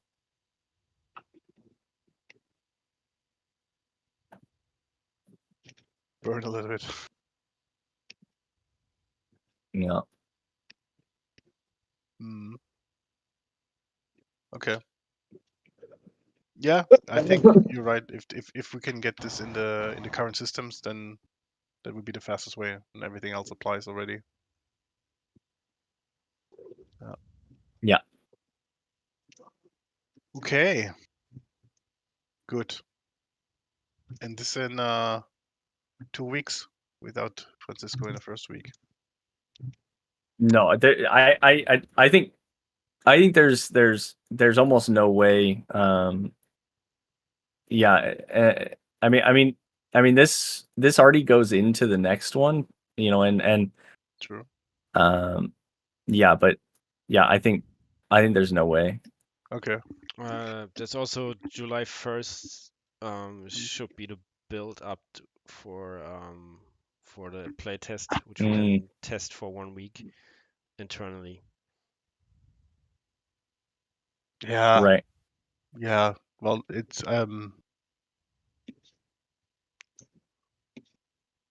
yeah. Mm-hmm. Yeah, which I think most of the time getting to there is let's see here. Yeah, it's probably going to be like making sure the implementation of this little landscape is like functional. And True. yeah. So you can harvest a tree, you can do terraforming, the chunk loading works. Even Yeah, if you go, which even if you go back, it is still the same thing, yeah, which I think as it is right now. I mean, yeah. So I don't know how much more will be done by then, right? Mm. But as it is with just these chunks, I mean, this whole world would be loaded in at once, and so we don't really even, like chunk loading or not, it would just be we load these, these 12 and you play on this little map. Yeah, I assume that we can extend this Mhm. till then. Yeah. Yeah. Oh, what do you think, Leon? Pardon? Extending this world here, at least the savanna biome, further to the west and maybe to the east. Isn't to the east already jungle? Yes, jungle. Well, the northeast. Let's say these ones here. This is M13. No. M14. Yeah. In the sprint, how about I focus on... Oh, I can't draw. That's Reload. odd. Yeah, reload. There we go. On these for now, and then I take a look at those up there and to see how full the sprint is. Sure. Okay. Yo, can you remove this one here? Can I write it? Them. Oh dear. Okay. 288. Okay. 8. So does L9 already have desert? Half of it is desert. Half of this is desert. That's desert. Yeah. Because Don't know. yeah, What because is the? then there would be some kind of exchange between him Sure. and Yeah. No. What did you say him? What he's working on? Is he working on an L09 as well? 015. 015. Yeah. Okay. In the end, all of us artists have to collaborate in some way to Yeah. be absolutely sure that we get the Yeah. connectivity. The thing is, I mean, as soon as you can have him also work on this M08. Yeah. And so like these ones, I mean, let's look how 015 works. Okay, if this is a cool thing, then we go to and say, okay, well, this is fine enough for the whole biome. Then we replicate it ourselves, and then we can use this easily to make L09 and L08, and the other one adjacent ones here. Okay. Yeah. Just the stitching of these biomes where they connect with each other, we're doing ourselves. Yeah. Okay. Mm-hmm. Okay. And maybe even some of the biome, depending on. These monuments, of course, they would be cool if the other voxel artists would do them. What is 015? Desert. Just desert, plain desert. There's no monument like two statues or No. signs of posts. No. Okay. For this, no. According to this briefing, Okay. no. There's like this Okay. slight upper right corner, the slice Mhm. of a river. Okay. No, good. Then yeah, let's give him maybe a monument as well. Another one. Yeah, like I don't know, derelict science outpost, crash landed ship, something like this. Yeah. Okay.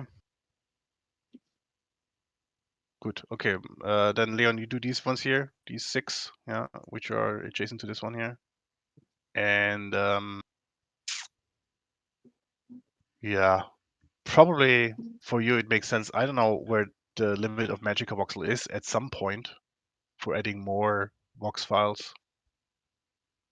256 times 256 vox files or chunks. I think it's 2000 voxels, right? Also, yeah, I will likely cut L, K, and Jane 10 off Yeah. to sort of have something to reference L08 to J09 on. Hmm. And in the end, was going to propose this for the sprint. I'm also taking some time to sort of dissect the Vox file into 12 separate Vox files. Mm-hmm. Sure. Yeah. I mean, looking at Magica voxel, so I read somewhere sometime that 2000 voxels is like the maximum, and I think this tablet here kind of shows it. So this is where it kind of where it ends. Mm-hmm. So you still have some space. I well- think you can even add 2 more vox dioramas here. The problem is that it already is quite difficult to navigate through this in this game because the lag is unfortunate. Yeah, it's not. It might be better if I actually merge all of the grass in one terrain into one. Because the amount of objects shrinks drastically. Yeah. Okay. But yeah, it's just more comfortable to do this on a separate file. Yeah. Yeah. Well, also talking about the sorry. Mm-hmm. Well, yeah, and that's how we'll want it as well. Is in separate files, anyways. Yeah. Anyways. Yeah. Mm-hmm. Questions regarding the lighting. Is it something we want to explore here too? I mean, we can at least talk about it and write it down. Lighting is so different to Magica voxel, and you said this has something to do how it gets rendered. So because of the type of rendering Magica voxel is using with the shadow maps, etc., and so on. Yeah. So it's, I mean, it's because when it's rendered, right, like you're getting a path traced output, that's like offline rendering of the scene, but that's not to say that like we couldn't get something that's also pretty nice, with our setup. But it's definitely an artist task, and also Pardon? it. Yeah, What? like what I mean by that is is that like I can fiddle around with like the post processing stuff and all those things, but like messing with the look of the game, I think is not really my wheelhouse. It's yeah, I think it's something that is better to have somebody who's got the eyes for it, doing that. I wanted to ask who what the name of the guy was that made this desert. Was this Abducted by Pixels? Yeah. All right. I wanted to show Magma Heady what the difference between desert and savanna is gonna be most likely, Okay. and wanted to give him proper credit. Yeah, this one is by Abducted by Pixels. Abducted and by Pixel, actually no S at the by end. Pixel, not plural. Just for the record. Abducted by Pixel. Okay, sorry. Yeah, looks amazing. Keep forgetting it. Yeah, that's what we were looking at. Yeah, we're looking for. Okay, good. Yes. Lighting. Okay, but who's this mysterious person who knows all about lighting? It could even be you if you want to get on Unity and Yeah. mess with the knobs. It doesn't matter. Mess with the knobs. It's just not me.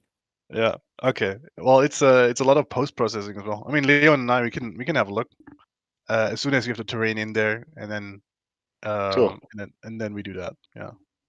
Making it. Would Doing love to it do that. sounds a little bit futile. Okay. All right. Anything else to this story? I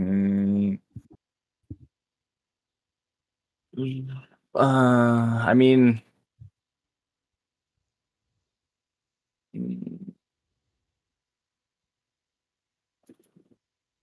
not really. We need to look at the serialization and basically have the same stuff working.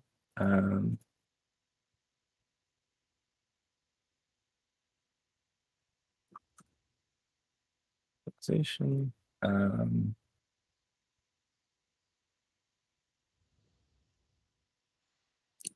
System numbers. Yeah.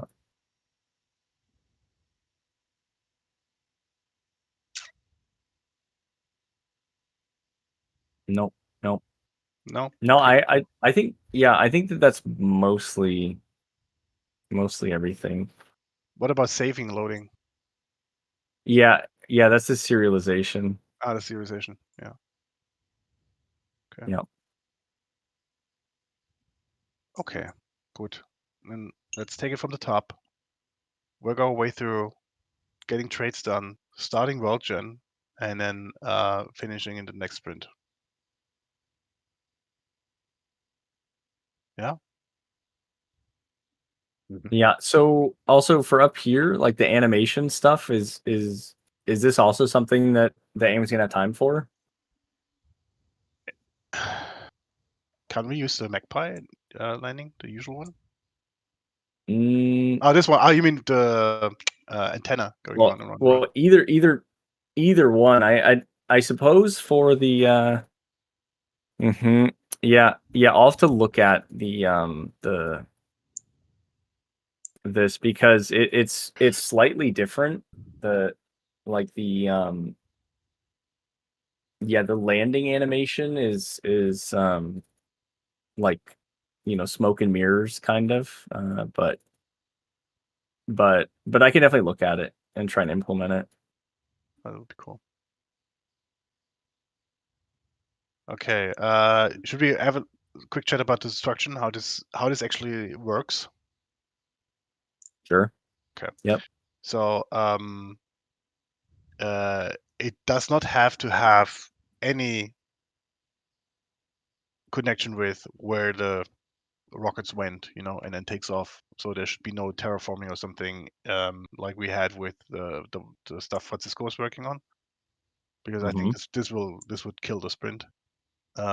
It's just like some pixels, sorry, some voxels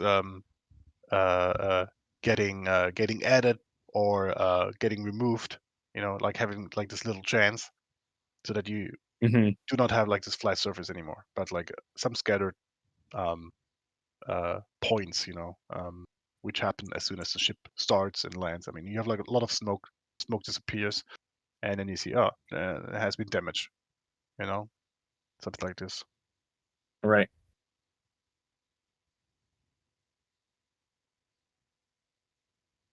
And so how often does that happen? And how destructive should it be if you don't have floors? Yeah, if you follow, or I guess even if you do have floors. yeah, follow my mouse for that here. So per ship, we have like different chances. So the Magpie, where is it? Basically Magpie, yeah, this here, the Intrepid, yeah. So has a 50% chance to break a tile in a landing zone if the ground is not fortified, and it's a 0.1 chance to break the tile, so like the floor on top of it, if the landing zone is fortified with concrete. So basically, half of the landing zone is damaged when the thing takes off. That's how you roll the dice. Yeah, you can do it per tile, I guess, and then add voxel damage to the ground. Yeah. Maybe we can even go in and say we can use a damage system to do this. I mean, you just spawn some damage, like with a 50-50 chance or something. Yeah. And of course, a 0.1 chance if it is concrete or this tile is concrete. Yeah. Okay. And Sure. okay.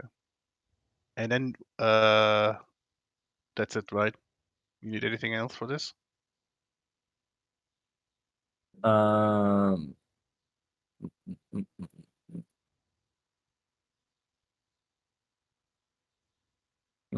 don't think so. No. Basically, there's the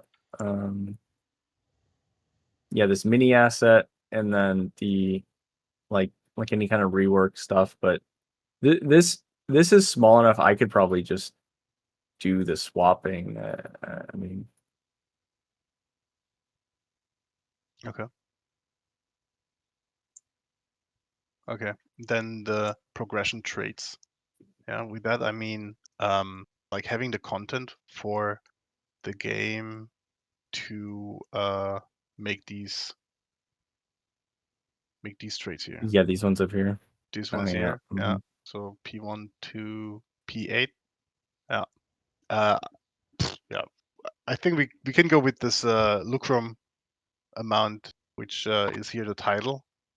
And yeah, make them more yeah, I mean the balancing can come later. Yeah. Might be that is impossible to play, and then Is the lucrum miner in the game already? yeah, it's in. It's taking fuel. Yeah.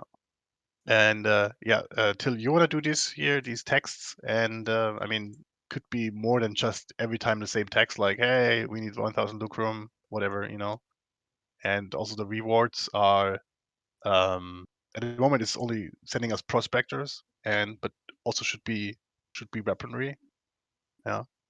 So there should be armed and non-armed prospectors, or prospectors which can have then arms. Some don't. Yeah. Yeah. Like I personally would like. I mean, the text is great. It should be optional for people who don't like to read. Yeah. No, you can scroll down and see what is Yeah, like the fail I'm state just and saying, I would love to see this lucrum meter in the on the screen at all times, like central, thing. Yeah. because that's the main objective. let us get the thing here in, and then we can talk about this lucrum meter. It should be in my opinion, it should be the prime way to to learn about your current look quota. Not going Okay. into some sub menu, but having it Sure. displayed. Got it. It's Okay. maybe even easier than to implement this. But Do we have a UI for this Well, we need the trades anyway. already? Let me check. We have this thing we have like space in the middle of the screen. Where is the Yeah, UI? yeah. In the mockup, it was like in the top center, but I don't know where the mockup is anymore. Can't find it anywhere. It's probably in the archive then. Here it is. No, here it is. Okay. Follow my mouse. Oh, yep. Mm-hmm. This one here. Yeah. Yeah. Look room and stockpile. Yeah. Actually, it's not in stockpile. Look from quota.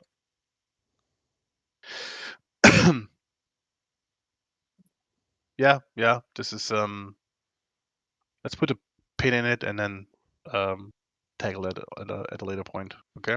and P1 starts Yes. after T11, or does it start right away with P1 if you choose Day not to do 0. it? We said day 0 here. And how does it tie in with the tutorial? Not at all at the moment Okay. because we Yeah. don't have tutorial. All right. Okay. Yeah. This I think just like an ongoing quest. It's not like it waits for you to do anything. It just is like a thing that you have to deal with. Yeah. You can only accept. You can't Yeah. not accept it. Right. You can just say I confirm or how do you say this? Mark as red. Mhm. Actually, that's actually a funny thing. So corporate. Mark as red. Yeah. Not confirming anything. Yeah. Just give the nod. Mm-hmm. And is there a way to track the days? Yeah, that would be cool too, to tell you when the ship is coming, like in the UI. Yeah. But for Mhm. now, this thing comes down and sits on the landing pad, and then you have the time to load it. But basically, what would be cool if that it has like this time from where it is arriving, and then you have another time where it is loading. You know. Yeah. While the trades, how they work now, as I understand, Oh. you accept the trade and it lands then, right? Or do Mhm.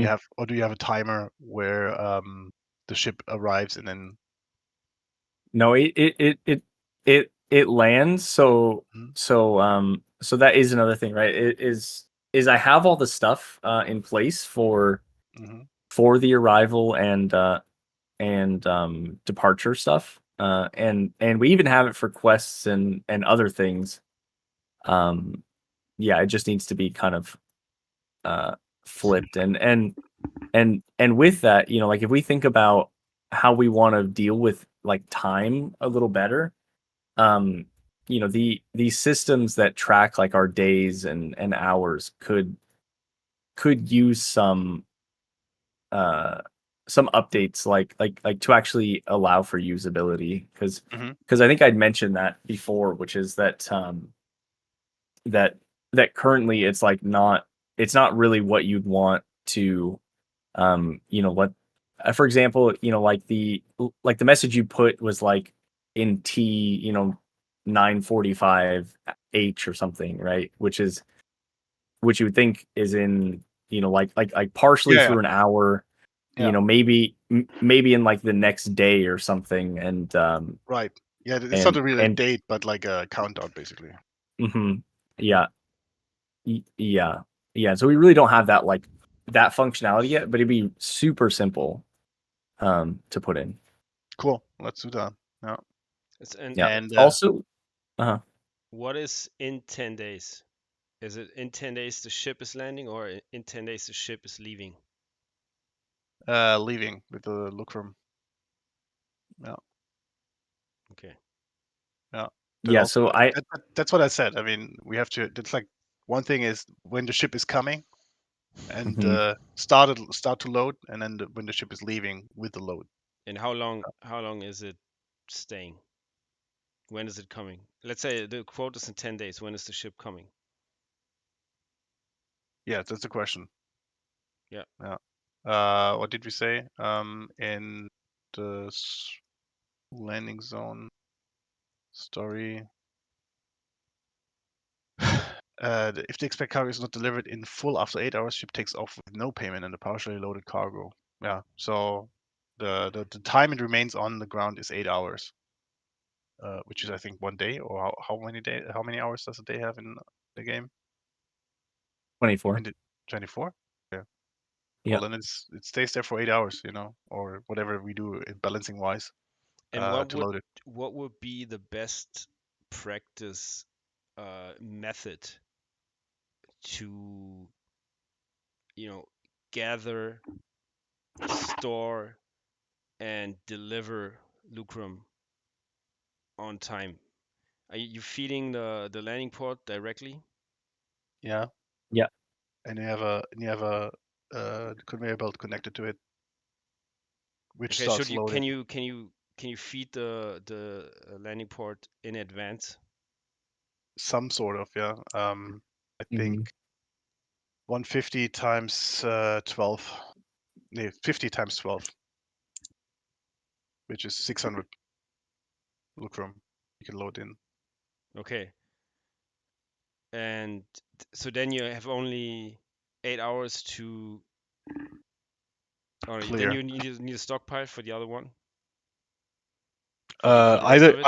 either it's in a really long conveyor belt where everything is on it, or you have a stockpile attached to it, which is full with whatever you're loading. Oh. And if it's in the landing port, Yeah. let's say you have 600 units of lucrum in the landing port. The ship is coming tomorrow. hmm Once it lands, how long does it hmm take from the landing port to get into the ship? Is it like then immediately in the ship? As soon as it is in the landing port, it's like de facto in the ship? Or is there some uh, time that How's it it It, done? takes from the landing port into the ship? How does it done, Tony? Is it right away in yeah. the ship? It no, no. It loads it over time. And how fast is the time? It's Process load? it's kind of like a random thing between I think like 3 seconds per movement down to less than a second, Mhm. which is very fast. It was so fast that like it didn't even register or like wasn't able to put items into the storage before they got loaded. Okay. Would it make sense to make the storage of the landing port infinite? No, Why not? no, because you can abuse this right away. How? Because it's a perfect storage for everything. Then you just move everything to the landing port. Then Yeah. yeah, no. I mean, you move. Let's say let's stick to lucrum. You Mhm. move all the lucrum into the storage into the landing port, and then you're done with it. You can focus on other stuff. The ship comes, you can watch it. It gets you feel good because it immediately takes up all the lucrum. You fulfilled the quota Mhm. on time. You don't have to do a second step of having half of it somewhere else stored, which is Which is a which is a doesn't which make is a great which is a great drag for you as a player to make a system. I mean, look at Factorio, right? If you look at these intricate uh, systems to load trains, like they have this train system, and then they have like these systems which load these trains, unload and load these trains, basically. Yeah, and they even go in with having like these um, uh, Schaltung, so like these electric circuits to optimize this. It's up for the player to hit this, and I mean we should make sure that it is actually feasible. Uh, to load as fast as possible or load these. Yeah, yeah. Because Yeah. I'm just thinking of like let's say a port, Hmm. and you want to ship 1,000 chairs, but you're not able to bring it to the port because True. there's some corrupt official saying, no, I only let you have 500, and then once the ship is there, you have to kind of move them into our port from Hmm. find another storage. Like on paper, it doesn't make sense that you don't ship all of your stuff right away into the loading port. I don't know why. Yeah, this is just my opinion. I don't know. Well, it has a certain capacity. Yeah. And Hmm. everything else you have to build around it. And okay, then let's move Yeah, to and let's move to P8. That's a Hmm. 100,000 lucromores, and you can store Yeah. 600 of them I in your mean, loading port. Till we wrote this a year ago. Okay, so it's up to you to make this a little bit balanced. Yeah. Hmm. But I mean, in the game, we will see if this is actually feasible, and then we make adjustments. Okay. Okay. All right. Yeah. yeah, But yeah, but which actually, so as of right now, as it is, you can store 3,060 of certain things. Other things have a smaller stack size. Hmm. But Lucrum as it is 3,060, right? But even still, like the yes, you're gonna have like two different bottlenecks, which is the loading and then also like the time. That we'll probably have to play with quite a bit, because like even if you look at 1,000, if it takes 2 seconds or something to load each one, it basically has to be less than that, I think, because like 8 hours, I just looked it up, and an hour is 33 seconds in our game. what? 33 seconds an hour. Well, that's Yep. yeah. Well, that's gonna be tough cookie then, because I mean the conveyor belt takes already like 3 seconds or something to move something, or 1.5 seconds. Yep. Yeah, then you can get another 33 seconds times 8. Okay, something like 280, yeah. Because And then that's one day is 13 minutes. 1.5 seconds per movement, so that means you get another 100 lucrum in it. Ouch. Yeah. Yeah. Okay, maybe the ship has to sit longer than 8 hours. Okay. Yeah. Which also, I mean, and we could also change the day length, and then also change like the amount of time that you spend in night, which I think is something we talked about anyways, is like not having a perfect half and half Yeah. Day kind night of cycle. setup. Like to Yeah. me, it would probably make most sense if because if we have one number, and if the quota is due in 10 days, Hmm. then there shouldn't be a second number of like loading whatever. So I would suggest the ship is leaving in 10 days, you know. It may arrive earlier. It will arrive earlier, and you can still, automate. You don't have to worry about when it's landing. But you know the exact time when it's leaving, so you have this countdown, and you have Yeah. to feed it until it leaves again. And it will leave with or without it. Yeah. And that's like the exciting part. I think if Yeah. we introduce like another No. timer to it, No. yeah, No. It says in 10 days means, right, well, it's leaving in 10 days. it leaves in 10 days. Yeah, Yeah. it's not arriving in 10 days. Yeah. No, it's leaving in Okay. 10 days. Right, got it. Mm-hmm. Yeah. And then when you, I mean, then it tells you when the ship is arriving. Yeah. And yeah, we have to make sure that balancing wise, and also for the, I mean, um, how the game works, it could be a nice challenge. Yeah. Maybe we overthink the loading ports again, so that you maybe can, I don't know, add more tiles to it, so that you have like more capacity for conveyor belts or something, and cranes, something like this. something where you have to extend. Go like, okay, well, this time it still fit everything into it, but next time it will have like twice the amount of lucrum they're asking, and that means I have to extend this loading port because I saw that these 8 hours this ship was on the ground was not enough time to get it done. Something like this. Okay. Mhm. Yeah. All right. But everything for balancing. Yeah. So let's just get the text in till. Mhm. Okay.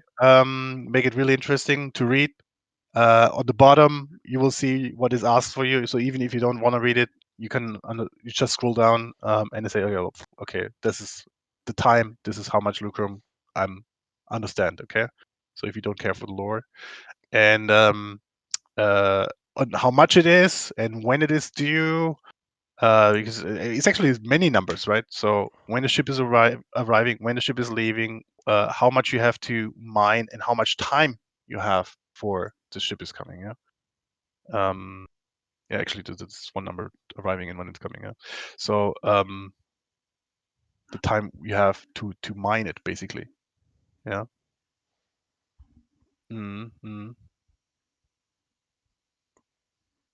And so is it going to be like the first 10 days for, okay, let's say P1? So Mm-hmm. you have to um, create all these solvents to fire up the lucrum miner. Maybe you come with That's it. some solvents already. I don't know. We'll see. Okay. Yeah. It is also like maybe it's not in 10 days, maybe it's in 15 days, 20 days or something, and you have enough time to get everything running till then. No, I don't. We don't have experience when it comes to balancing for this game yet. Yeah, we just have to get these systems in place, and then we test Yeah. them out. Yeah. I mean, what I also could do is just list the steps that you would have to take to Hmm. get 1,000 lucrum. If I'm playing now, I would Oh, there's like you I imagine like this list is going to be this long. You have to start with like a drill, you know, punch yeah, press, Mm. cutter, yeah, yeah, solvent, yeah, chemical yeah, reactor, crafting. yeah. Hmm. So for I think like lucrum now is like 25. It's like the 25 steps or something like that. But just so we see what the player has to do to actually get lucrum. Yeah, yeah. Mm, Maybe there's an intermediate step as well. mm, Maybe I mean, red, green, and blue solvent are pretty close to each other. Yeah. Maybe we just bring how the sophistication of red solvent down. That would be something balancing wise, which we could do. mm. Yeah. But we have to figure it out. Okay. And that's by Okay. playing it actually. Okay. Yeah.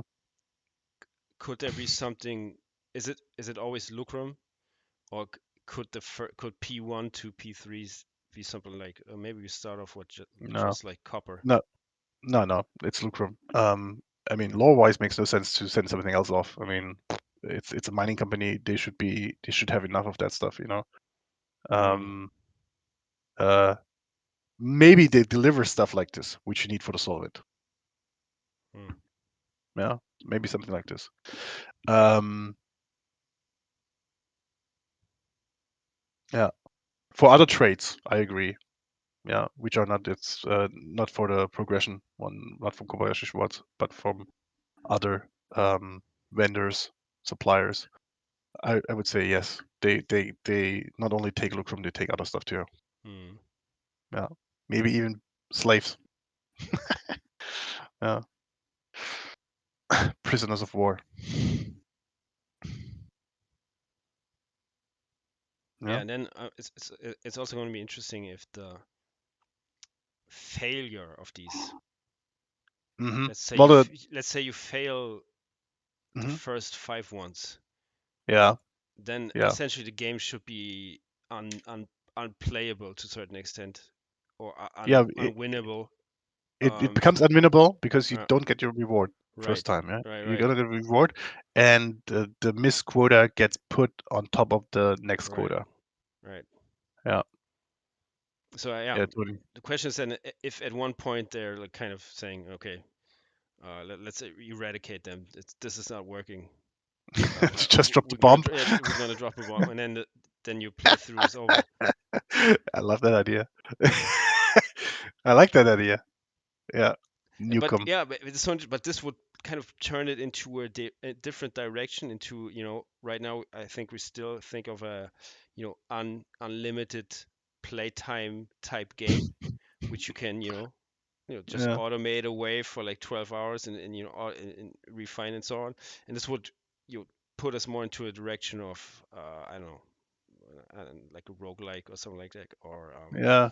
where How you do you have call these different games? runs. You have different runs where you Mhm. progress. As checkpoints, Yeah, basically. Yeah. yeah. Mm. You miss a checkpoint and therefore you're out of the game. I like the idea. The nuclear option. And you're getting attacked all the time. Yeah, but what if the Yeah, nuclear so then option is just like, okay, they drop one bomb and then that's it, and after that they leave you alone, and then you're in the free play, something like this.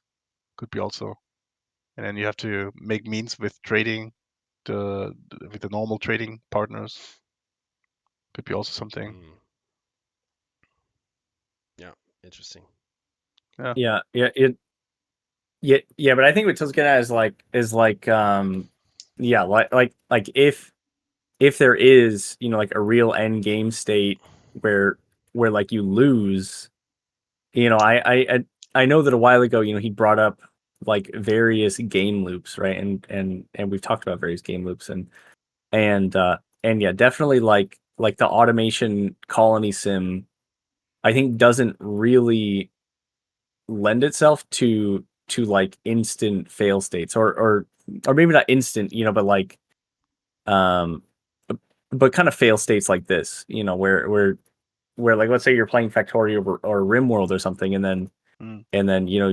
you like miss something, and then all of a sudden like your whole playthrough's over for some reason. True. I don't know. Yeah, I think he is right that like that's not really, I don't think something you see in most games like that. Mm-hmm. It totally would be something that you'd see in like maybe a smaller tower defense game or Yeah. or Yeah. or like a very combat centric, like Mm. tight game looped kind of game. Yeah, I mean, Um, we could diffuse this by saying, okay, well, it's you trigger when you want to trade this. When you're ready, then you can say, okay, well, I want to trade now, and then you get your reward.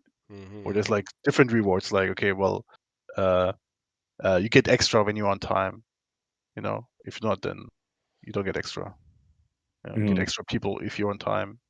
And then always after you, I mean, if you miss P1 on time, this is another way of diffusing it. Maybe if you miss P1 on time, then P2 is when you say, well, I'm ready for the next one, and then it's P2, and then when you win this, etc., and so on, you get a reward. So it's like every time you have a chance to win more instead of losing. Yeah. Yeah. But again, all right, let's test it out. Maybe it's a cool thing. Maybe that's what people actually want to have. A little bit something, someone breathing down your neck. And not just being nice. Yeah. And also like the PvE part of the world. Yeah. I mean, Leon is right. This looks very cozy. And very like our world. Yeah. Yeah. I don't see it very hostile yet. Yeah. Mhm. Yeah. So yeah, I like Did you that ever- idea. Did you see the Avatar game, this Frontiers of Pandora? Yeah, so the PC games, yeah. Mhm. Yeah, because their world is very cool. It's very cool and very varied. I haven't actually played it, but I've just seen like Oh, you can gameplay play it of already? You can play it already? Yeah, it's out. Is Oh, it wow. like Yeah. Frontiers of Pandora? It's it's kind of like Far Cry. It's like Far a Cry, yeah. Avatar Far Cry game. Yeah. Hold on, that was 2023 already? Yeah. Oh. Yeah, it Time came flies. out a while ago. Time flies. Yeah, but the world that they made is very cool. It's very cool, very alien. Nice. And then you have like the stark contrast with the max. Yeah. Love that idea. I have to look at that. Mm-hmm. All right. Good. Mhm. I put here XML files for traits next to this contingency for traits to appear in the progression traits thing. You need Pardon? kind of a parser for that. Leon? Yeah, I just noticed I need to get ready soon for university. Sure. Okay. Yeah, it was a blast, everyone. I'm happy that you liked Savannah, Love it. and looking forward to next time. Yeah. See you. Absolutely. Till See then. ya. Bye. Good. Yeah, and I think for this, if you're already going to be like needing to pull down a branch, make a new branch, you should just use the like the thing that's there. Yeah, unless we take the time to think through how the trading works. You know, because like I don't think trades really should be limited so much by like predetermined ones. I guess there can be some predetermined ones, but Mhm. but we'll need some kind of you know, like dynamic trades, some kind of system that generates dynamic ones for you. Yeah, the dynamic one. Can we have maybe just some random placeholders, also placeholders for random values in these XML files? So we Like can what? make, I mean, like for the that we say, well, the trade could be something like these types of items, these types of these many items, you know, all in the XML file, so that you can kind of define them, you know, and have like your own content and text to it, where it still makes sense. Yeah, I mean, sure, it'd basically be like like a story generator, you know. Yeah, some array of items or whatever this might be that are like the offers. Mm-hmm. I suppose, right? Be offers. Or the required items, right? And then this would probably have like some kind of maybe like a tier that we could designate and then match up with another tier of deliveries. So so deliverables or something, right? Yeah, and they can be some array of deliverables and some exactly. array of offers, you know, and Yeah, these are, oh god. Yeah, these are the requireds. Yeah, requirements. Yeah, so the only thing is I still don't exactly know how this will work with units. Yeah, I suppose that we would just have like another thing of like count, you know, 5 units, I suppose, with I don't know what.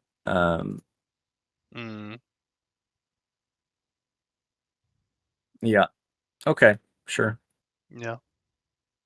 And then with that, you can go in and have like these. I mean, also for the modders, this could be interesting. You know, they could build their own lore or something. Comes with these traits. Yeah. Like looking forward, or like just even looking at the ships, like at some point would these also be by factions? Like pirates would only bring you, I don't know, like some kind of scuffed item here.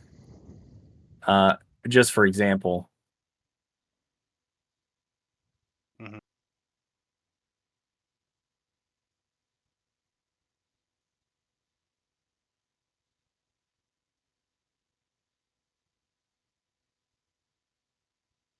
You remember the name Xenon 2 Mega Blast? No. No? It was a AAA game in 1990. Mm-hmm. It was amazing. Never played something like this before. I was just wondering. So you had like this trader in the game. So Mm-hmm. first of all, they had like this really cool pixel art. This was like a AAA game back then, okay? And so you could trade from him and sell stuff also. And so he had like this big hat here, and where he was talking to you. He had like Yep. also this cool Walkman headset thing. Yeah, I was wondering if we can get the big heads to the trade screen, not for this story, but maybe later on, where you have like this I don't know, intercom connection or something with them, where they talk to you. You know, I mean, we have the big heads already in the game. Maybe we have like these people then too, talking to you. Mm-hmm. What, for like every single message? Yeah, yeah. You Hmm. open up the message and then they talk to you. You know, or I don't know, kind of sign uh the message with it, so you get to know them a little bit better. Mm-hmm. That was by the way Xenon 2. Yeah, that thing. Yeah. Awesome, awesome, amazing graphics. God, it's almost 40 years ago. Unbelievable. Yeah.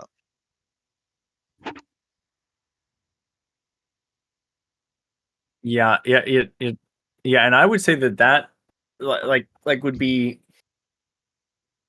totally fine if it wasn't like another like large subset of voxel objects to make, Yeah. right? So like if it was like pixel art like this, Yeah. sure, like making some frames of pixel art, that's great. No, I mean, like having our big heads, you know? Mm-hmm. Yeah, I know. Yeah. And then just randomize them and say, okay, well, this guy looks like this, and so on. Use the same engine. Yeah. Yeah. hmm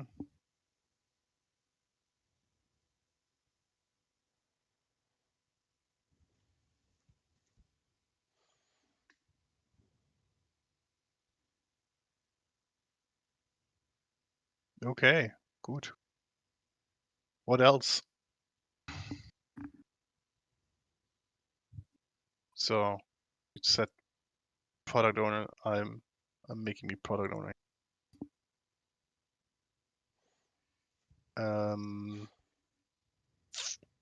Yeah. Till, you want to do these this content here for the progression traits? Yeah. Cool.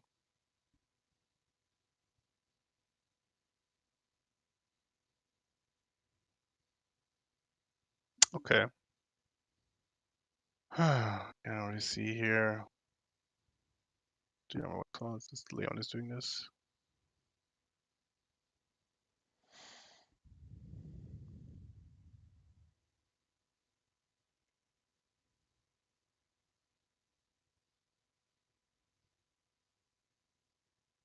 Mm-hmm. Doing this here.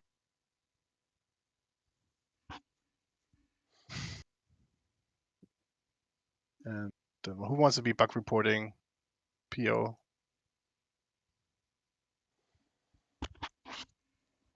Who else is here? Um,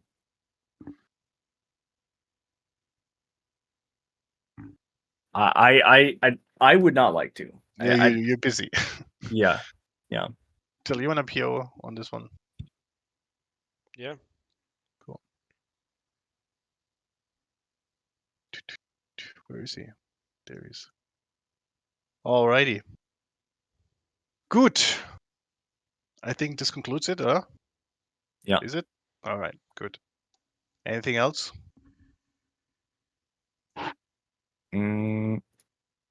I don't think so right now. No, this mock-up is for this one. This detail view stats. Yes, you're right. That's bullshit here. Yeah. Okay. All right. Good. Okay. Okay. Then let's leave it like that, and then well, we're going to do the build planning 2 in private, I guess. Yeah. Yeah, and then oops. Just gonna thank everybody joining us today, and hope you like what you see. Leave comments if you like, and hope to see you next time. Yeah. Also, thank you, Yeah. Hamilcar, Thanks, for everyone. for sticking with us until the end. Yeah, yeah. It was a long Hamilcar. stream. It was long one this time. Okay. All right. See you Good. guys. All right. See you then. Bye. See ya. Bye.